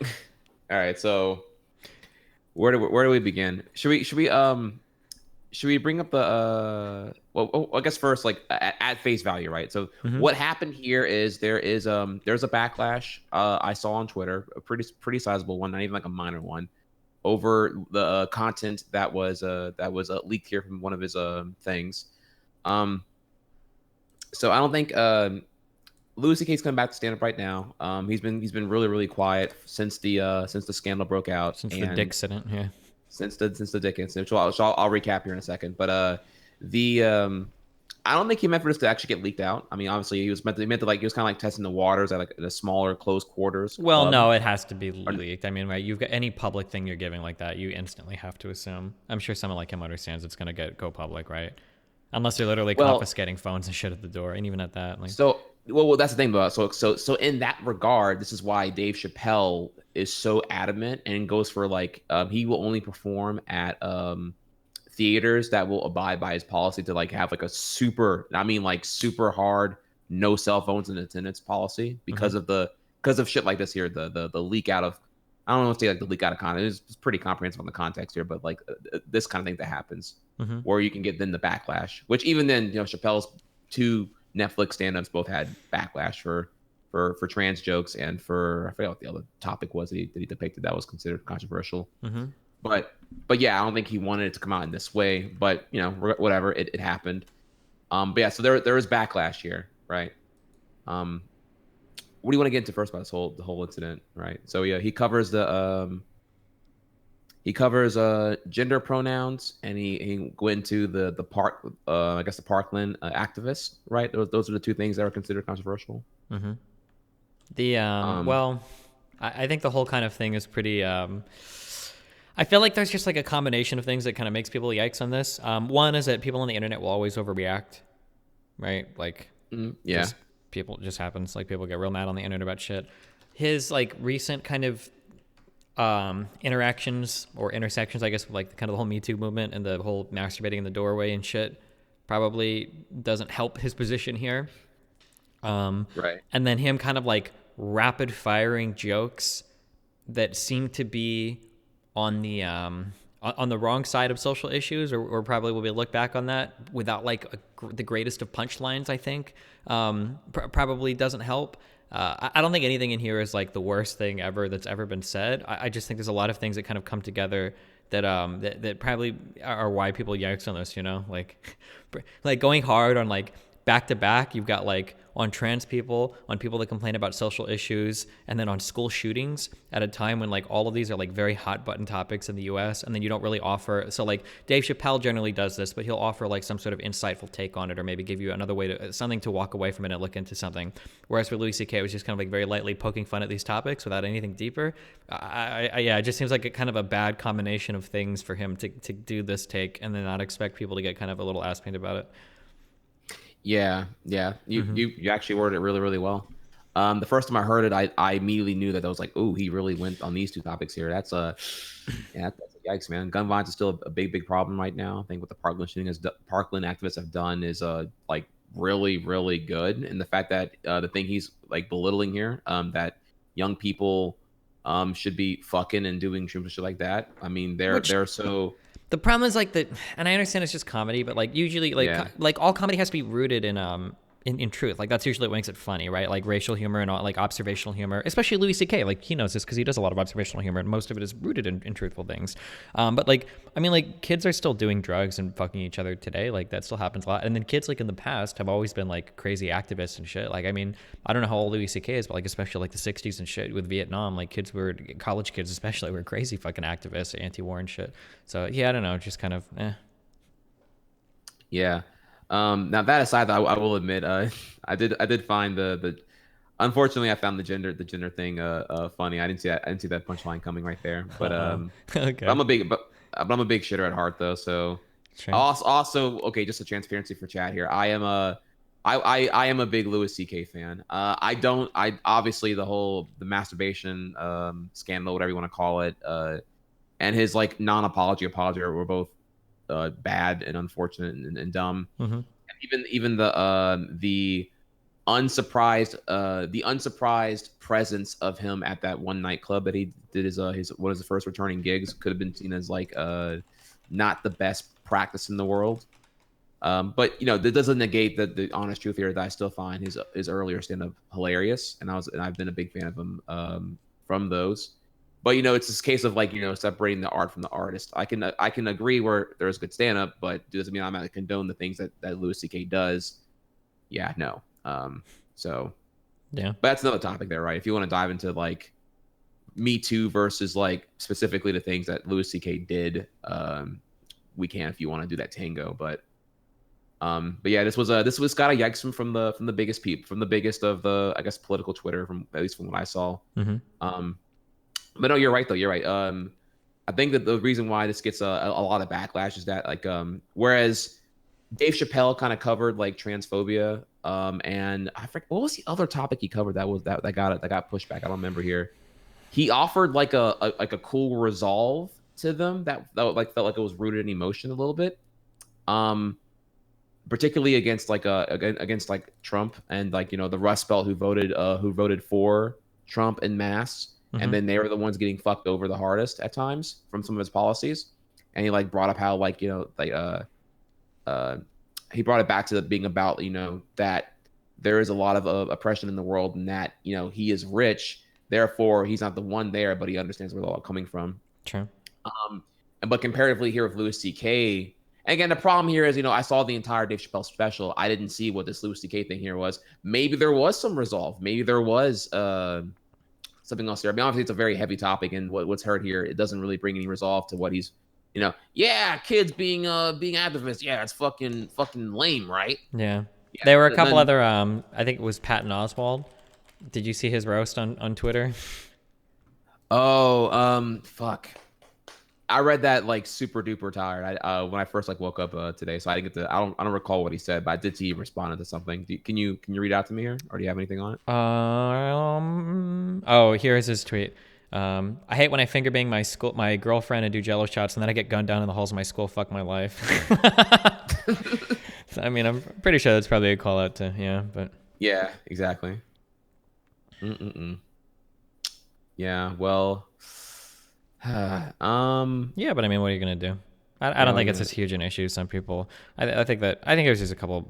I don't know. I thought the jokes were, but yeah, people will get really fucking mad at it. But we'll see how his future acts. Here's a question. Okay, here's a question. Right? Mm-hmm. Do you feel there's some moral relativism going on right here? Like if this had got leaked out prior to the masturbation scandal, am I calling it right? Should I even call it masturbation scandal? Should I call it like something different? I don't know what terminology you prefer to dub the entire thing there as. But yeah, that's fine. Sure. Okay. Jerkgate. Okay, gotcha. Fapgate. Do you feel that it would have been a different reception prior to Fapgate? Oh yeah, for sure. Yeah, for sure. Because I think that even though Louis C.K. was viewed as very edgy, like the Reddit comedian is what a lot of people will call him sometimes. I think that like when you see like, have you ever watched Louis? Yes. Yeah. I want to feel like that show got him enough credit for seriously looking at a lot of issues that hopefully people don't always instantly assume the worst of him or the worst intentions, especially because he's dealt with some pretty heavy topics on that show before. So Yeah, but I mean the whole masturbation thing probably hurt him quite a bit. I would say Mastergate. Yeah. Mastergate. Yeah. Yeah. So I don't have much more other than what we brought to it there. Yeah, that's about it. We can move on to our sole political topic of the day. Oh, what would that be? The funding for the wall. There's not really much to talk about. We're in I think this is the fuck, I should have looked this up before. I think this is the first government shutdown that's actually happened. There were 2 prior ones, I think, under Trump, but they were resolved before the Monday. Over the weekend, I think they ended up getting resolved, so it didn't happen. But now we're actually in partial government runnage mode, where a lot of things are unstaffed and a lot of things are kind of like half running and whatnot. I don't know if payments are being furloughed and whatnot, but yeah, there's the surprising thing is that it just there's a lot of funny memes here just about how horrible Trump is as a politician. People always like Scott Adams like to pretend that he's playing like 752 dimensional chess, but like his own vice president has like worked deals out where Pence is like, listen guys, like let's come together on this, and the Dems even gave over, which is unbelievable to me, a $2.5 billion compromise on the wall where they were going to put half the money towards the wall, and Pence got the okay saying that people would sign it and it'd be good, and then he goes back and Trump stabs him in the back and he's like, nah, fuck it, I'm not signing this shit, give me the full fucking money, get the fuck out of here. I want the full 5.6 billion, bitch. Yeah, and it's like I can't believe the Dems actually would even cave that far. If that would have went through, I feel like that would play so horribly to Democrat voters. I can't believe that they would even willing to offer 2.5 billion. That's insane to me. No backbone. Yeah, I agree with that. Especially because the House is changing soon too. But yes, okay. Can we bring up the I don't know where in the timeline this actually happened, but the whole Nancy Pelosi, Chuck Schumer, ex-Trump meeting in the Oval Office. Did you hear about that entire exchange? No, wait, what happened? Oh, so there's supposed to be like a little like, okay, it's actually really it's a really sick clip here in terms of like the entertainment of it and the absurdity of Trump's mannerisms. Oh shit. So in it, it's supposed to just be a little like showman clip of just like old school politics where you have, hey, it's Dems and Republicans across the aisle combining together for the greater good of the American people. Wait, it's like little. Sorry, what? I need to see this clip. Wait, do you have it? Fuck, I can get it for you. Give me a second. Either get it for me and post it in chat, and then we can watch it. Yeah. Okay. Yeah, because oh man, you should see how it's polarizing in its perception because some will see it as Trump being a master negotiator, just a full like alpha male tiger. Oh yeah. And others see, a toddler in a high chair crying about not getting his way. Gotcha. I see it. A minute 25 seconds on Twitter. C-SPAN thing. You got it. Cool. Yeah. Run it or link it and run it. Yep, it's linked in chat. Ninjutsu user linked it. Do you see it? Got it. Scrolling up. Got it. God, the way that he sits, with his fucking arms. It looks like Nathan when my son is really fucking mad. Time. All right, I want you to pay attention here. It's gonna be a lot to take at one time here, but also look at Pence the entire time. He's like frozen. He's like frozen in fear, dude. It's so good. Okay, let me know whenever you're ready. Okay. Okay, sorry. Click transition. Okay, I'm starting this in 3, 2, 1, go. Yeah. And I agree with No, I agree with it. We are colorful. So let us have a conversation where we don't have to contradict in public the statistics that you put forth, but instead can have a conversation about what will really work and what the American people deserve from us at this uncertain time in their lives where they have apprehension. One thing I think we can agree on is we shouldn't shut down the government over a dispute. And you want to shut it down. You keep talking about it. The last time, Chuck, you shut it down. No. And then you opened it up very quickly. And 20 times. I don't want to do what you did. 20 times you have called for, I will shut down the government if I don't get my wool. None of us have said. You want to know something? You've said it. Okay, you want to put that on my... You've said it. I'll take it. Okay, good. You know what I'll say? Yes. If we don't get what we want, one way or the other, whether it's through you, through a military, through anything you want to call, I will shut down the government. Okay, absolutely. fair enough. And We I am disagree. proud, and I'll We tell you disagree. what, I am proud to shut down the government for border security, Chuck, because the people of this country don't want criminals and people that have lots of problems and drugs pouring into our country. So I will take the mantle. I will be the one to shut it down. I'm not going to blame you for it. The last time you shut it down, it didn't work. I will take the mantle of shutting down. And I'm going to shut it down for border But we security. believe you shouldn't shut it down. But Thank you very much, everybody. Thank you. Press, let's go. Look at Pence. I feel so bad for him. Oh, poor Pence. Anyway, just a little bit more context there. That wasn't the full clip. So prior to him, that's the part of him like proudly exclaiming that, yeah, I will shut down the government if I don't get my way. He made that like clear net threat right there. I'd say threat, whatever you want to call it. No, but earlier in that same clip, it was meant to be them coming across the aisle together, uniting for the greater good of the American people. It's gonna be like a little shill filler clip they can throw on CNN or whatever. And Nancy Pelosi said something basic, and like Trump hardcore disagree with it, and immediately it escalated into a debate about like, no, they're coming in. Like he pulls the entire rhetoric from like his 2016 campaign here, like they're coming in, they're rapists, they're unsafe, they're illegal. We gotta shut them down. We need the wall now. And she's going, and then Nancy's like trying to pause him and just like continue her point that wasn't even meant to be like really a debate, more of like a fact about like that the wall budget doesn't really add up to what he's proposing for in the first place. Or it was something about that. I wish I had the earlier part, because like it's him and Nancy arguing that then escalates into him doubling down on being proud to do the government shutdown, because when he does it, it's going to be effective. Yeah, I mean, that's kind of the conservative story. Somebody linked a 19-second clip. I have to watch this. I'm linking in a Twitch chat, okay? Right. Let me know when you're ready. All right, clicking. And all right, 3, gotcha. 2, 1, go. Yeah. People are not, the morale And we've gained in the Senate. Nancy, we've gained in the Senate. Excuse me, did we win the Senate? We won the Senate. When the president brags that he won North Dakota and Indiana, he's in real trouble. I did. We did win. I didn't see that part. Holy shit.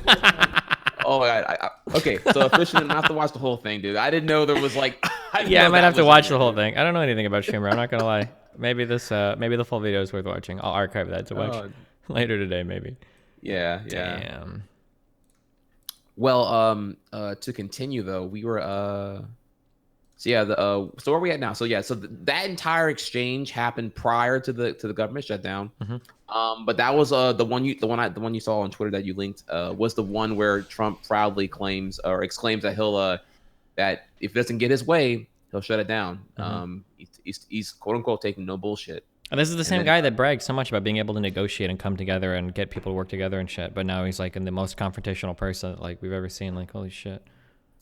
Yeah, and hate to like meme on a little bit here, but there's always a tweet that contradicts whatever he says he's gonna do. Without even you saying anything, I'm gonna guess there's a tweet about Obama shutting the government down, about how you should always impeach a president that does it or something. Am I close? Yep. There's a 2013 tweet of him saying how Obama's a shitty president because I shouldn't like exaggerate here. Only a terrible president and a bad negotiator would requires government shutdown to make things happen and get done.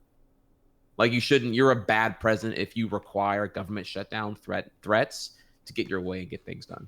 Yeah. So do you have a link to the exact tweets?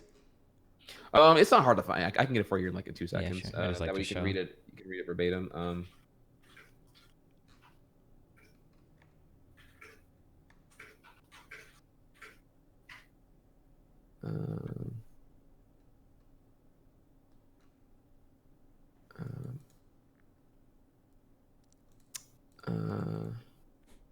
But anyway, while you're looking for that, Sure, go for it.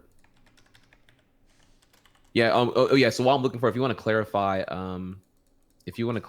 the how long the shutdown's been going on for at this point, because I don't think we haven't covered it at all. So I know it's been going on for a while now. Wait, for which thing? The government shutdown, or? Yeah. How long has it been going on for? Are we getting to like a week or two? I believe. I've been moving, so I haven't been keeping up on. Yeah, I believe we're on week 2 right now. Yeah, we're closing week 2. Yeah, we've been shut down for about 12 days. So. There's literally he actually has done a couple of tweets here.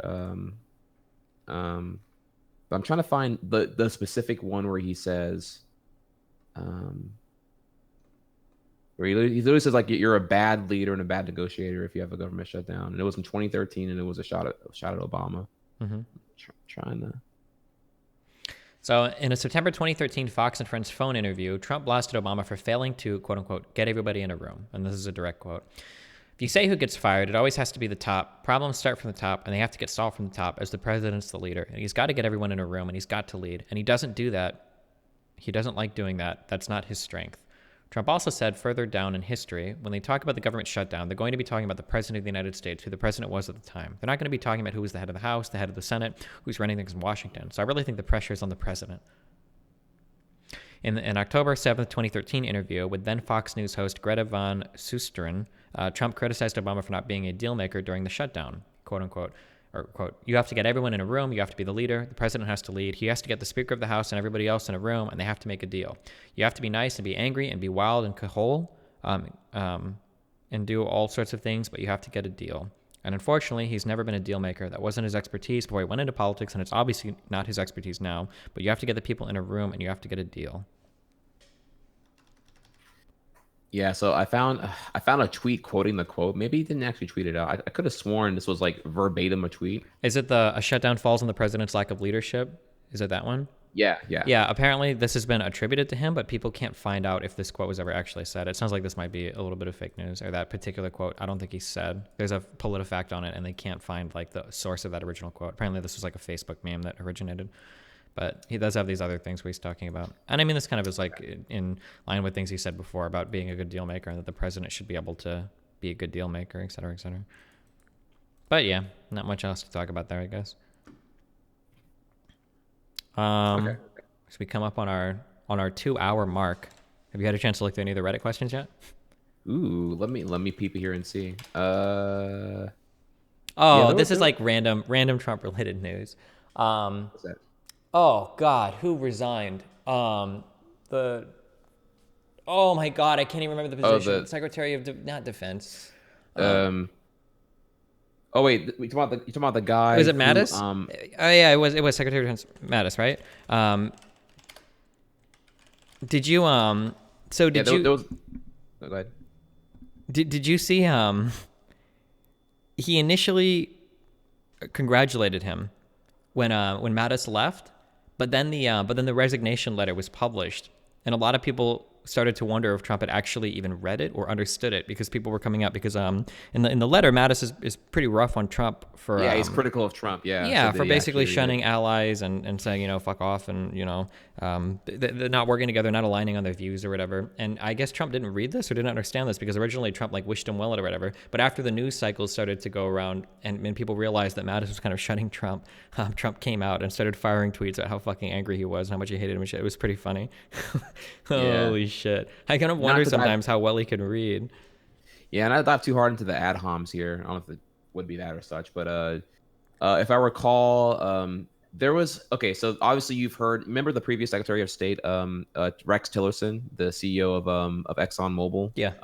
Yeah. Well, yeah, he was very critical of Trump whenever he had to work with him, calling him, quote unquote, a moron. Oh, okay. Well, there was a recent interview he did on some stage for something somewhere. I forget any of the details. Forgive me here, but he went on an expanded elaboration about his disdain for Trump, and he full on claims that Trump can't read, that Trump has a limited reading capacity. I've heard this a lot. I think Pacman did a full video on this, and I'm just agnostic towards the issue. It's one of those things where I don't like to focus on it because I don't know, but for sure, because it dilutes into and it's is this really the thing we need to focus on? But I kind of wonder sometimes, damn, yeah.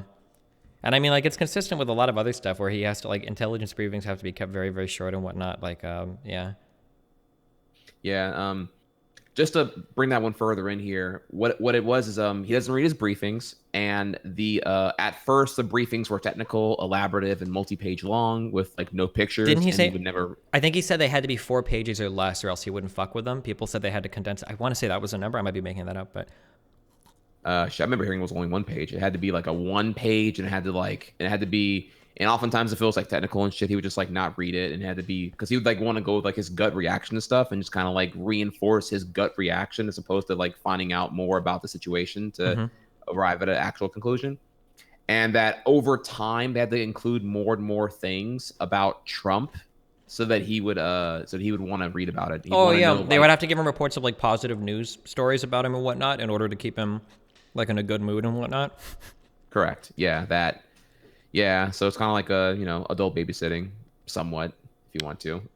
Yeah, holy shit. But yeah, that's the thing there. Yeah, so however you want to call it, manifested as a low attention span, or if you want to call that reading comprehension, whatever maybe. Either way, he's long since not stopped reading his briefings daily, or reading them with like any intent to like know the entirety of what's happening on a day-to-day basis in It's the White House. crazy to me how much the rhetoric shifts around. I don't know if you ever go to the Donald, but like how much people are celebrating him for shutting down the government and everything. And then, but before they called him a master negotiator. And also, like, why are people so happy now? Why are all the Trumpers so happy to be paying for the wall? Like, I thought Mexico was supposed to pay for this. Why are you guys celebrating now the idea that the America might have to via our own taxes? Like, yeah, I don't know. Did we talk about that yet? Have we? So there's two things there. One, I haven't. I should probably check out the Donald more often. I haven't been there in a while, since like 2016, to even know like what the deepest of the Trump think tank is saying and doing. But like I said earlier, I told you before that this the whole Nancy Pelosi, Chuck Schumer, Trump exchange was polarizing, because those who are against Trump are going to see it as like, it's a toddler crying because he's not getting his way. He wants, Mom, I want to play the Xbox, versus the right seeing it as him being a powerful negotiator and just and taking no bullshit. So yeah, just polarizing in that regard. So it doesn't surprise me at this point. You see reality get distorted to reinforce whatever the Trumpists want to think and see. Yeah, I guess that seems to be the way it works. But let me see. I'm looking down for the they do it. They pay for the wall with trade rebalancing. Yeah, like even I've seen a couple of people. Oh, this is a guy that I actually debated on tariffs before. Yeah, so like he actually believes this. There's a lot of people that will like. So initially, when Trump said Mexico is going to pay for the wall, the idea was they're going to pay for it. But now we've got all sorts of ways to weasel. Well, they're not going to directly pay for it, but we're going to make our trade more competitive. And when our trade is more competitive, we're going to collect more tax receipts as a result of the more competitive trade, and we're going to use that to pay for the difference. It's like, oh, okay, so they're not really.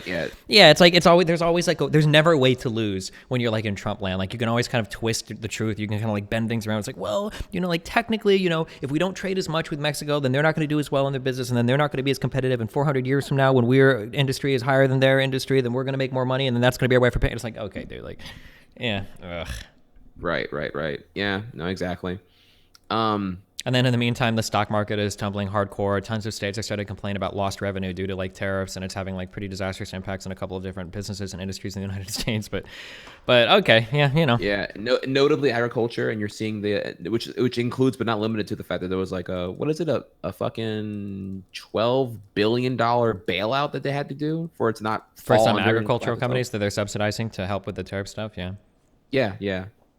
Which, by the way, of which I've heard is like not even of which I've heard, was it 12 billion or 12 million? I might be wrong on that. I feel like it should be a billion, but it's billions. Millions means nothing. Yeah, that's what I figured. For federal subsidies across the and of which only tens of millions has even gone out so far, if I recall correctly. And even then, wait. So if I recall correctly, of the 12 billion, only tens of millions have been distributed at all. And even then, of those tens of millions, only largely 2 farming companies have really received the funds. So like the small guys are like just sinking right now. They're falling apart. Yeah. But I haven't looked into it since like November, so I might be a little bit outdated on that information. Yeah. Well, what are you gonna do? So you want to? So okay. So moving on now to some Reddit questions, if you want. The next thing was the Reddit questions, but I left a topic off here that I actually really wanted to talk about. No, go for it. What's good? Wait, can I add it? Hold on, wait. I want to talk about the Spider-Man movie. Oh, okay. Yo, let's talk about it. So yeah, there was while he's typing up and fixing that right here, y'all. There was a Sony Pictures Animation released a film recently. You might have heard of it, called Spider-Man Into the Spider-Verse. It came out recently in early December, and my take on it was that it was fucking sick. In it, what it is though, I'll tell you a little bit more about it technically while I was bringing it up right now. The 2 creative individuals behind the 2014 sleeper hit, the Lego Movie, which if you haven't seen, by the way, is actually fucking amazing. I recommend you go check it out. They are the same duo, Lord and Miller, who worked on Cloudy with a Chance of Meatballs, and they were given free reign to make a Spider-Man film. They had the entire Spider-Man IP property to work with, all the villains. We'll try to just, I guess, to be clear, we'll try to do this with no spoilers. Is that okay? Okay, gotcha. Yeah. Okay, gotcha. Yeah. Okay, go for it. Yeah, they had complete free reign to make an animated film with Spider-Man involving the entirety of the Spider-Man IP, including all the villains, all the different interpretations of Spider-Man, and this is what they came up with here: Spider-Man to the Spider-Verse. The trailer, just to clarify here, what I'll talk about spoilers here. I'm only going to bring up. I feel like talking about things you see in the trailer for the that's film fair is game. free Yeah. reign. Mm-hmm. So what we have here is it's a film that's starring Miles Morales, who's a half Puerto Rican, half black, kid, a young 14-year-old student in New York. And at first I was excited because I was like, oh fuck yeah, dude, it's the duo I really like because I really enjoyed Lego Movie, and it's gonna be finally they're gonna tell Miles' tale about how he becomes Spider-Man. It's not gonna be another retread through Peter Parker for like the third time in roughly a decade at this point. Watching Uncle Ben die again. Yeah, and all that kind of stuff.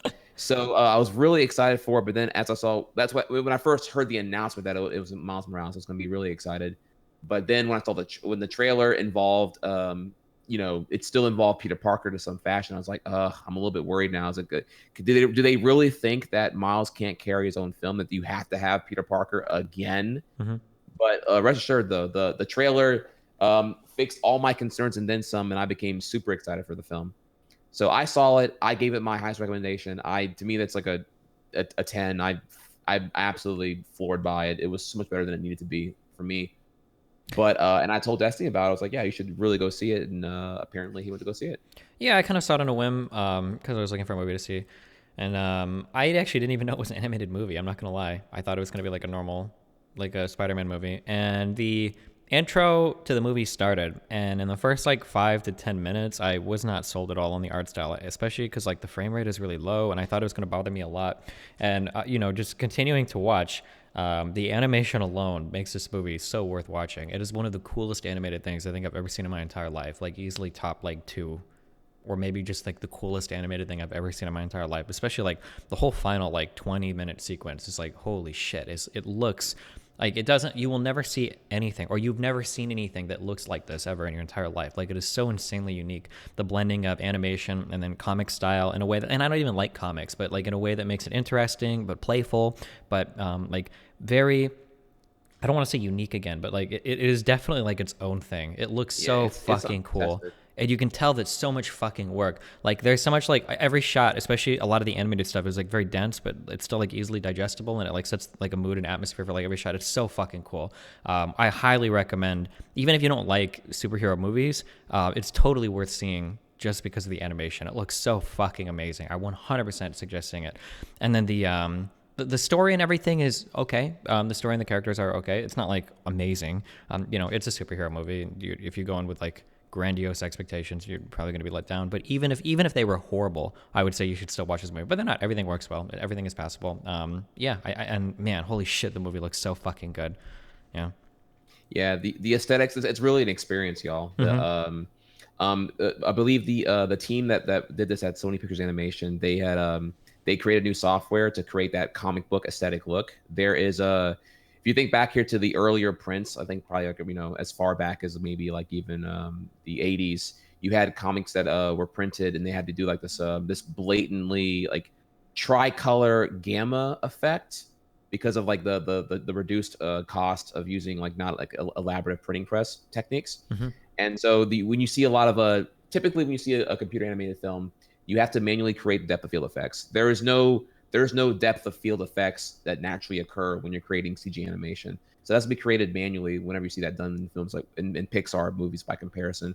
But here they whenever you see like Miles or like or even like Spider-Gwen in focus, behind there you see kind of this the comic book aesthetic of that tricolor gamma effect, and it looks like you're watching a comic. I don't know how else to put other than that. It is like Destiny's saying here, it is really an experience. It is a visual fidelity at the highest. You should. Oh man, yeah, you definitely should see it if you haven't. It's very rare. I mean, you guys watch me stream all the time. I'm a total contrarian and I hate every fucking movie. You gotta see this. It's such a fucking cool movie. Holy shit. Yeah, definitely 100%. I've seen it in theaters too. It probably looks better there than it will on your TV screen. Yeah. Not to mention that Spider-Man is just a concept lends itself really well to being, animated because you're not under like the dire restraints of a typical live action hybrid where you have to like have like Peter Parker IRL swinging through a green screen and to doing other shit. Not saying that Homecoming or even like Infinity War or Civil War didn't look great, but here you can go fucking buck wild in your animation sandbox. So. And the scenes that things do happen are fucking sick. Like one kind of like fun thing to think about, especially for that ending 20-minute sequence.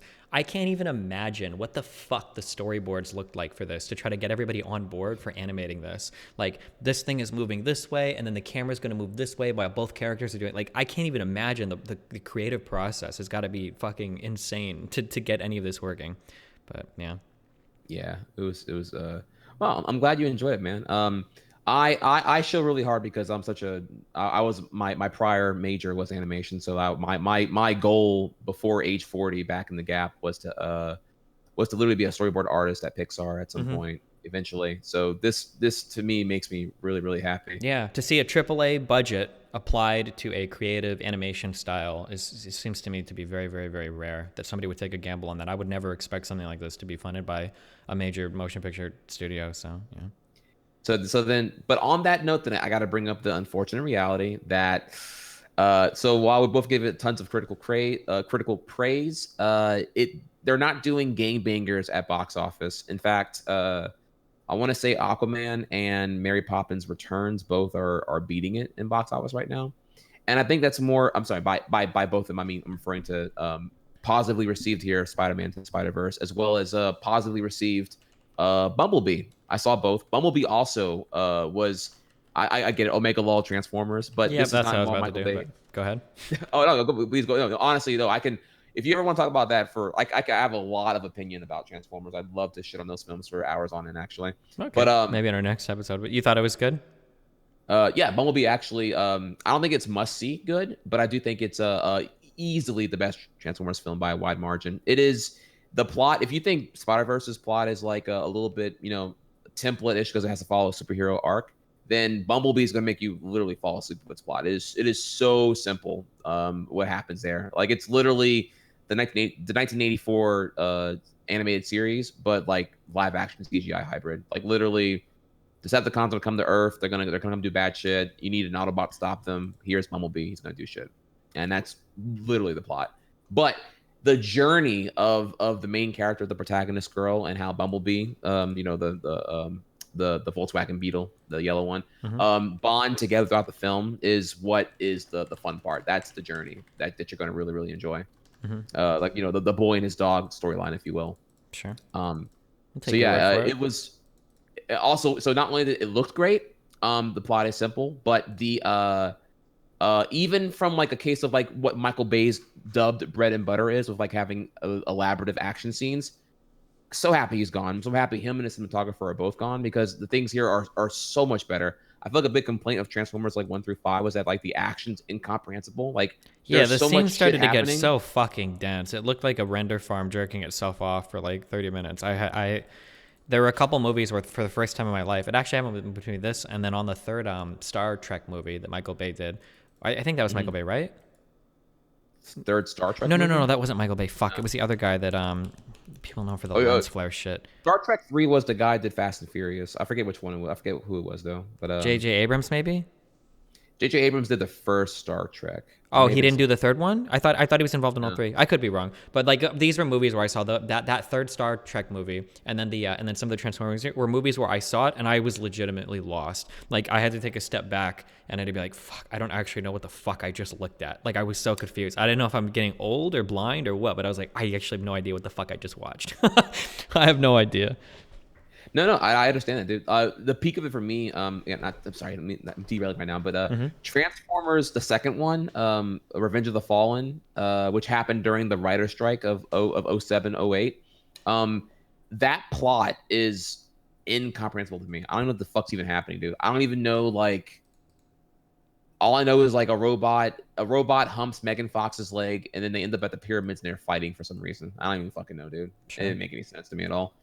But back to the point here, though, the even those other Transformers films, they are visually so busy that your eyeballs don't know where the fuck to look, and it's just a giant, confusing fucking mess. And comparatively here in Bumblebee, the action's actually way better choreographed, and you can follow. It's not like, some robot at night. It's not that stupid cliche where it's black on black, darkly lit environment with shit covering the frame the entire time. Mm-hmm. That way you can barely see. It's only implied action happening, but you don't get to see explicit action happening. You see Bumblebee like punch and fuck shit up and get fucked up as well. And it's if you're into that CGI porn of like two things fighting and looking really, really lit and having the sound editing carry the impact of the fights, then you will not be let down by Bumblebee in that regard. Okay. Much more so here than any other T film. So, right, but cool. My point here is that both films didn't have great openings. They had modest box office openings because they were both in a December release, mm-hmm. which I found kind of confusing actually. Like in hindsight, do you feel this one would have did better in a summer release, like in a June or July? I don't know anything about the Bumblebee film. I don't know if there was that much promotion done for the Spider-Man film, but I have a really hard time because I don't watch TV or anything. Maybe there were a ton of ads for that and I just didn't see it as much, but yeah. Yeah, I just don't see I don't see December as a film or as like a release when you'd want to have like action heavy films. Usually it's like this is Oscar season. This is like the time for like, I don't know, family shit. Mm-hmm. Family values being reinforced. So shit like The Grinch, I feel would like the animated, the Illumination animated Grinch film that came out earlier this year would and is destroying at box office more so than an action heavy film like either of these. I think would have been better in the summer. Mm-hmm. Yeah, and Aquaman had a fuck ton of advertising as well. Yeah. Oh, you know what? Yeah, you know what? You're right. I can't. The thing about Aquaman though is that they did it a little bit different. Aquaman got released in China first, and it I believe it crossed 400 million in China. Am I right on the number here? Or is it 200 million? I don't know. It made a fuckload in China, and then they brought it over to North America. So I guess my argument may not be as applicable because Aquaman's not doing bad, but I feel like these films would have did a lot better in a July window. So I'm just hoping that really hoping that they don't say, oh, look, these two films that were really good that I liked a lot are not making a lot of money. So we need to like go back to making shitty Transformers films and go back to making the copy fucking Smurfs the movie 3 or whatever the fuck they're gonna make at Sony Pictures Animation. Yeah. So, but yeah, no, I'm glad you enjoyed it, bro. I enjoyed it a lot too. So I'm excited for more to come from them. By the way, if you are interested here, the one small nugget here, do stay for that. If you go see Spider-Verse because of this podcast, stay after the credits. There's a really dope post-credit scene. It's really, really good. It's a decent meme. Yeah. And then 2, so despite my concern about it not doing well in box office, if in case you wanted to know, they already confirmed there's going to be a spin-off and a sequel greenlit. So you will see more Miles tales, and you will and the spin-off's going to feature more women. There will be it's supposed to be a Spider-Gwen, Silk, and Spider-Woman all coming together in a spin-off film. All in this animated style, by the way. So cool. Yeah. Exciting times ahead here, actually. All right. Do you want to hit up? We can hit up a couple questions and then wrap it up. Yeah. Wrap it up, bro. Yeah, let's do that then. Do you want me to bring up ones that pop out to me, or you had one you saw that you liked yourself here? I think the first one is a decent short discussion. What's your stance on sellout stance, aka sponsored Atlas streams? When is greedy too greedy? Okay, so I need you to tell me a little more about that. Okay, so I know that Atlas came out and is a contender for worst game of 2018 because holy fuck. But I didn't know it was being sponsored. Do we know more about this actually? Wait, what do you mean know more about like how bad it is, or the sponsorships that people were being paid? Sponsorship stuff, yeah. Like I think some people are just being paid to stream it for some number of hours or whatever. There are a lot of people that got offers to do it. Okay. But apparently some people were like really upset about this. I think Moon had a clip that was posted where he said that a lot of people emailed me like, oh, Moon doesn't actually think this, or that clip was out of context. But Moon was basically saying that streamers that make a lot of money shouldn't be taking sponsorships for playing games or whatever. But yeah. Okay. So Sponsored streams, I'm indifferent. I mean, like, it's your stream, do whatever the fuck you want to do. As long as you're disclosing that it's sponsored, I don't see why you should be mad. I mean, I guess people are okay. So people are mad because you're seeing what's obviously a game that has a horseshit like alpha release into like early product shenanigans as typical like modern gaming would be, getting a lot of reception, and they're just kind of like cheating the effort required to make a good game by just like doubling down the marketing of said game. And I think the problem there is not that this behavior is happening, but more so that the discoverability on Twitch is bad. So you're seeing a shitty bad game win and get easy publicity by just throwing a fuck ton of money at the problem rather than making a good game. Sure. So someone in chat is saying, and I see this sentiment a lot, people, because the same people who shit on it turned around and played it when they were sponsored and pretended to magically like it. So here's just a couple of industry-related things that I know about, and I'm pretty sure it's probably true for this. I didn't see the particular Atlas deal, so I could be incorrect about this.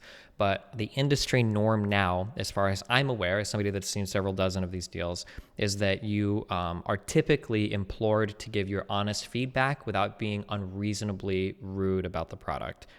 So now those are the contracts that I've seen. It's possible that for Atlas it was different. The industry used to be a lot different 6 or 7 years ago, but these days, typically when you're fed these activations, is what we call them, is when you get a particular deal to play a game for a certain amount of time. When you're fed these applications, when you're fed these activations to do, typically as part of it, you have to disclose you're advertising it, but you also have to give your honest feedback. So if people were saying they liked it, I would imagine they actually did, unless they signed something different. But yeah. Yeah.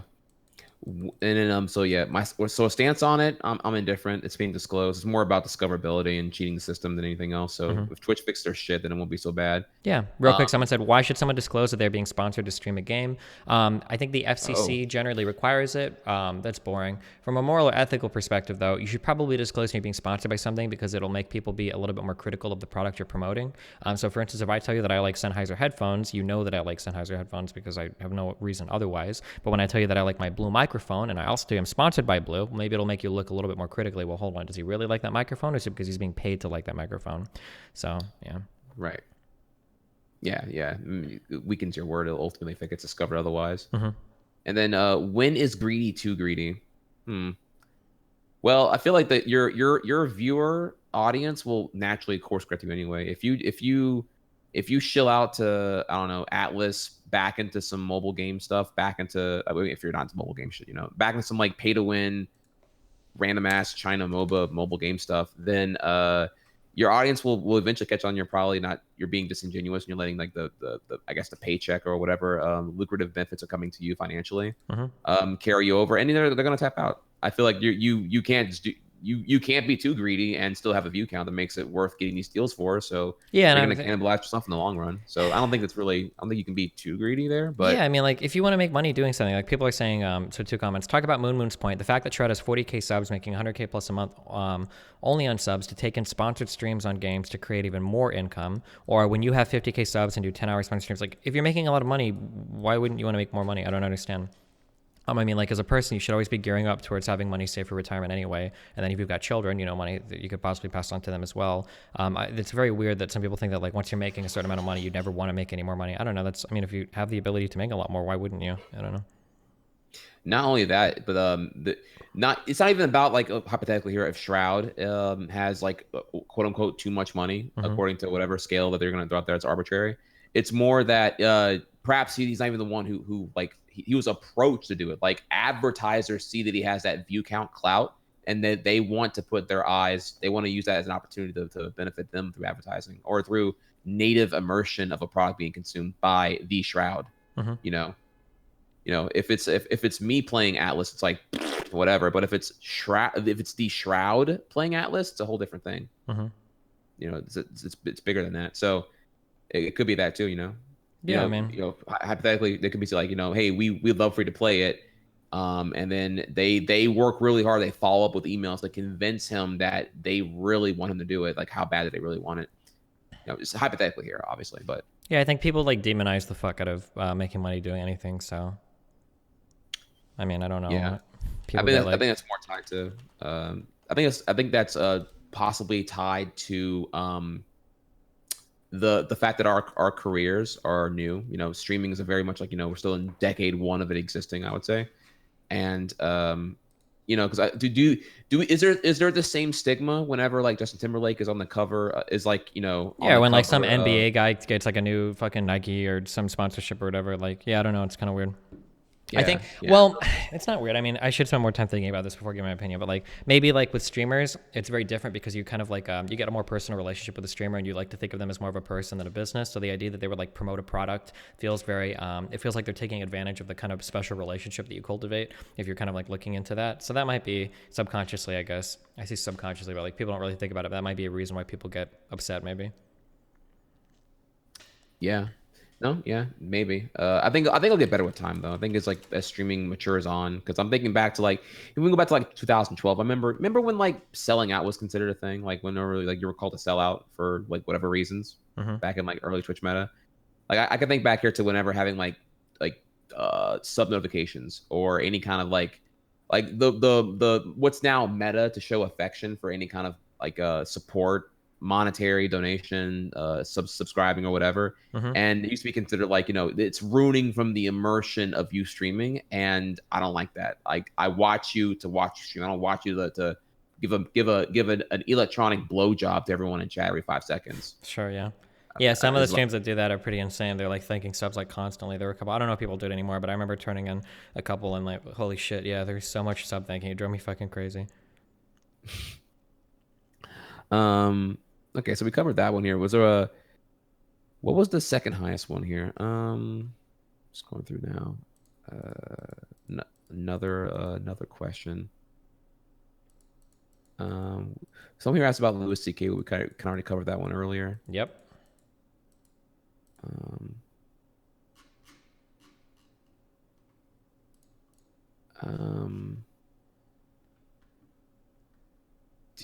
Someone's here asking about Apollo defending Wango. I have to watch. This actually might be one better for me to do on my own in here, because I have to watch that video to see that one further here.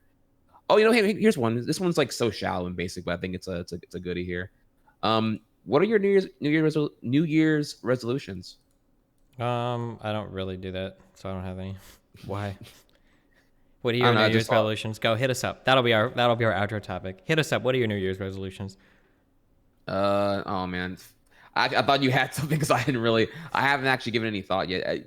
Like in 2012, 13, and 14, I actually did like New Year's resolution tweets where I would like, not really like I had a resolution to start doing active on January 1st, because I too am not a fan of the I'm gonna do action because of arbitrary time X, rather than, you know, that's not true goal setting mentality at all. You should like really work on that way sooner, or you should be you shouldn't let like an occurrence of some random date justify and dictate when you're gonna be a goal oriented person. You know, like I'm not gonna say like people who want to like work out on the new year is like, to me, is like I don't want to shit on it, but it's like I feel like people who wait until then to give a shit about health are they're just in the meta of like the meta consciousness. And because other people are talking about it, you didn't give a shit about it. It's like, so you're just kind of following what everyone else does at that point. Yeah. But like, you know, your health is always forever. So you should, if you want to take working out seriously, you could do that really whenever, and not let it be like not fall into the sheep thinking of like letting it be a January 1st thing that you completely tap out on before February 1st. Sure. Yeah. So, yeah, I'm not a big fan of like doing real things like that, but I do enjoy the idea of going back and having a retrospective on what you did in the past year and what you could do to move forward throughout the rest of your next year. I do like that, and I always come back and I say that every year I'm doing better on being a better, fuller person. I used to be not to make it, I'm sorry, making it so anecdotal right now, but I used to be like a one game person. I only played one game, Yoshi's Island, and then I only played one game, Mario Maker, and then what you saw throughout then in 2017 was I took risks. I had never played a Zelda before. I had never played a puzzle game before. I had never played Portal before. I never played Dark Souls before. I never played like any modern game for the most part before. I kept my Nintendo safe bubble, and I did a lot of really new experiences. I had never done podcasting in any kind of fashion until 2017 with Greek. led to Train, and then led to me and you. Mhm.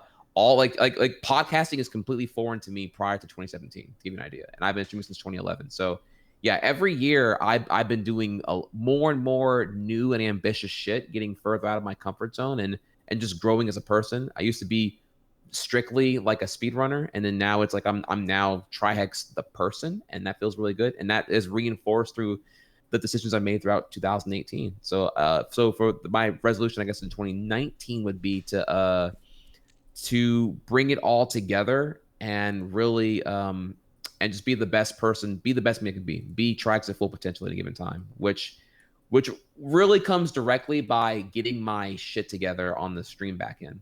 I don't know how you handle it yourself here personally, but I tend to overstream, and that I have so much guilt tethered to when I don't stream when I could be streaming that I rarely take the I'm supposed to give myself 2 days off a week. Not even because of I want time off, but because I'm supposed to like, do background errands like communication. I never follow up on emails or anything like that because I'm so bad with that. And I always say, I could do emails right now, but fuck, I want to stream though, and end up streaming that day. So that's the thing I need to work on. I need to work on putting in more me time to work on streaming with direction. Like streaming just to stream is one thing, but if I like put as much work as I do when I'm streaming as when I'm not streaming, then my streams would have a grander purpose, and I think I'd be better at my own potential. Cool. I think insofar as that goes, the one piece of advice I guess I would give is finding people to work on stuff for you is so fucking important. One thing that there's like one of the biggest life lessons that I've had to learn is that we think that micromanaging things is a strong point. When people say things like, so here are like common statements that sound really good, but they're actually so bad. When people say things like, if I'm involved with something, I want to be able to look at all of it to make sure it's perfect, or I want to be able to, I want to have a lot of control over something so that it's only my product, so that only like the best of the best is going out, blah, blah, blah. These seem like statements that are really good, but the reality is that what happens is you never actually get anything done because you just don't have the time to do it. Especially being a streamer, you can't. Being able to feel comfortable giving up the reins on some projects and then handing that over to other people is so fucking important for your growth. It's helped me so much the last year. It's easily the number one thing that I improved on. And as a result, it's allowed me to branch out and do so many different things. It's allowed me to do this podcast. It's allowed me to do D&D. It's led to the massive growth of my YouTube channel. The fact that I have an Instagram with 20,000 followers now, like it's helped me do so much stuff to be able to give projects to other people and then trust that they'll do it and then pay them for it and then be able to focus on what I excel at, which is streaming. That's like a huge thing that you have to learn. Basically, you learn this, I guess, kind of if you do like management in restaurants or whatever, but it's the idea that at some point you need to be able to delegate tasks, and that's like the effective like businessman or leader. That's like your huge area of growth is like learning how to effectively delegate things rather than learning how to do every single job. Yeah, no, definitely need to work on that for sure. But yeah, that's the resolution for you, man. I also want to do better on working out, man. I always feel like working out is in competition or opposition of streaming a lot. I look at all the big streamers and they just like all like, I feel like what they do is they just wake up in no life all day long. Like they wake up, go live and figure out what I'm eating as I go, or because that's tempting, right? The whole idea that you could if you're a streamer, your most valuable asset is time. So therefore, fuck it, delegate everything that involves time and pay for it to not cost you time. So therefore, go live ASAP, order delivery 2 or 3 times that day, smash it on stream and keep streaming. And then you naturally it's doing like a big lift like in the morning and then streaming for 10 hours and not eating is probably not the best thing for recovery. if you're doing like the streamer bro life, but you're also trying to like effectively like manage your gym time as well. Yeah. So I just feel like gym is I keep coming back to the idea that gym is an expensive want, and that I need to, it requires, meal prep and eating continuously and responsibly alongside just going to the gym. Yeah. And adding in the cardio to make it all work out. Because streaming is a very sedentary lifestyle thing. So I want to do better on that. Whenever I was like caked up hardcore in 2017, when I was like 205, like looking thick, looking good and shit, that was me working out 4 times a week. And I feel like I was not streaming. I blatantly prioritized working out more so than streaming. And I feel that's not really a good thing long term. I need to make it better on the balance. So I want to work on perfecting that further and just like being super time disciplined on that. So I think I'm pretty tame on that one. Sure, yeah. Do you feel like you move pretty efficiently through your workouts? Do you think you waste a lot of time, like downtime, like browsing Reddit and shit? Or do you feel like once you're in the gym, you're like pretty efficient from going from start to finish? I think I'm pretty efficient. Like all I do is 3 times a week, 8 exercises, including a half-mile jog with a 15-minute cardio cool down. Usually would involve rowing. I can get the whole thing done in maybe 2 hours, excluding time going to and from gym, which is probably another like 30 minutes. Cool. Okay. So, but when you break that down, though, it's like, so that in its entirety is if you include like the meal shit too, it might be like a 3 to 4 hour gap of my day that's going to be gone to working out. So that could have went live like way sooner. So yeah, sometimes I'm not live until like 6 when I could have been live like at 2. One thing that sucks is that like the hours, the way that the hours work in a day can be really shitty. So like if you wake up at like, let's say you wake up kind of late at like noon, and then you have to work out and stream, like if you stream, you can probably start streaming at like noon 30 and stream for like 8 or 9 or 10 hours, which is fine. But if you decide you want to go to the gym and you wake up at noon and maybe you don't go to like 1 or 2 and then you work out for 2 or 3 hours, you get home, it's like 5 or 6. It doesn't really feel good to stream for like 3 or 4 hours because like you kind of like cut your day in half so much. It feels like you don't have enough time to actually like, Yeah. I've been thinking about that too, actually. I tried for a little bit to do gym at night. I actually don't remember why I stopped doing that, honestly. But I'm kind of the person. Well, maybe you can help me out here, actually, or maybe you can talk about this as a closing point about this whole thing. Are you the kind of person who wants to stream after doing all of their errands in a day, where you can then stream unrestricted and not have to give a fuck about anything else? Or are you the person where you want to stream ASAP, get your whatever minimum amount to feel good about yourself, 6 to 8 hours in, and then go do shit on unrestricted afterward? Like your me time is unrestricted afterward. I mean, normally in the past, I would just like to stream until I'm tired. So stream and then go to sleep afterwards, pretty much. So like having to cut the stream and do errands kind of sucks. But if I have other things to do, I notice like if I've got another stream to watch or somebody to talk to, sometimes it's easier to turn off my stream early and chat with them while doing emails. I think in general, when I think of how to prioritize my stream, though, I try to look at hours in the day. So like starting near the midday is typically better, and like streaming past like 1 a.m. is kind of dumb because I'm losing like almost all of my European audience and everything. So I try to look more around like the hours I'm streaming rather than like, do I want to do it before errands or after errands? But I mean, in general, I think the idea of like getting all your errands done and then streaming probably feels better than streaming first, knowing that you have errands to do. Yeah. Yeah, that's what I've been entrapped in for a while now. So yeah, I'm gonna try out more things and find the right balance for sure. That'd be my resolution if I had to give it one. It's always been an active resolution, but sure, it's my 2019 one. Just to get better at it. Yeah, cool. Yeah. All right. Well, hey, I think that's pretty much all we got for now. We've got a couple of good Reddit questions. We hammered through our topics. We're doing this next week, right? I think we'll be probably starting a little bit earlier next week. I'll be settled in more. We'll be on time. I'm sorry, y'all. I was tardy because of the New Year's Day. I went a little ham on the stream, and the sleep copped me a little bit right there. Yeah, that's fine. Okay, well, hey, cool. It's been fun. I'll catch you next week. I don't think we've got a guest plan for next week, but there are a couple there's like a list of guests that we can start working into, but we'll probably start doing that. Probably not next week, but the week after. We'll start having guests. Thank you, trihex, for joining me. Do you have any final shout outs? Anything you want to promote to the people while you're here? Well, as always, if there was any topics here you guys wanted me to cover particularly, I will be throwing down the after party on my own stream. Also, I've figured out here now, your boys cannot get enough of me reacting to your debates. Yeah, they do that all the time. Yeah, they're eating it up, dude. So I figured out, I'm making it a special event now. So we got Destiny debate reaction Wednesday. So if you want to come through, and I'm gonna watch like whatever you guys vote for, I'll sit through and check it out while I play some high skill Mario. So if you want to come through for that today, that'd be the thing to do. Cool. But as always, man, y'all can come through and check me out. Right now I'm grinding through Smash Brothers, trying to get good on that. I do plan to enter a big tournament in February, so hopefully I can not get washed in pools on that. Alongside DDR with the full body camera, so you can if you want to see DDR today, you can vote for that today as well. I'm here to cater to all of you boys. So if you think Atlas is selling out, I'm about to sell it so hard on y'all right now. So come through. Damn. Well, hey, I'm Destiny. Thanks a lot for joining me on the podcast trihex. The thing I'm promoting right now, I guess, is if you go to, I think it's destiny.gg/shirt. I'm pretty sure we have a new shirt listed. Oh, shit. Oh, we were supposed to. Oh, fuck. But it's not here right now. Way to go, Mr. Professional Mooten. streamer. Way to go, Mr. Mooten. There's supposed to be the thing here, but there's not right now. But okay. Sorry, never mind. But anyway, check out my merchandise at destiny.gg/shirt. And yeah, I love you guys. I'll be hosting trihex after this. We'll catch you next week. Probably no guest, but yeah, we'll be here. Stay tuned. Yeah. All right. Later, y'all.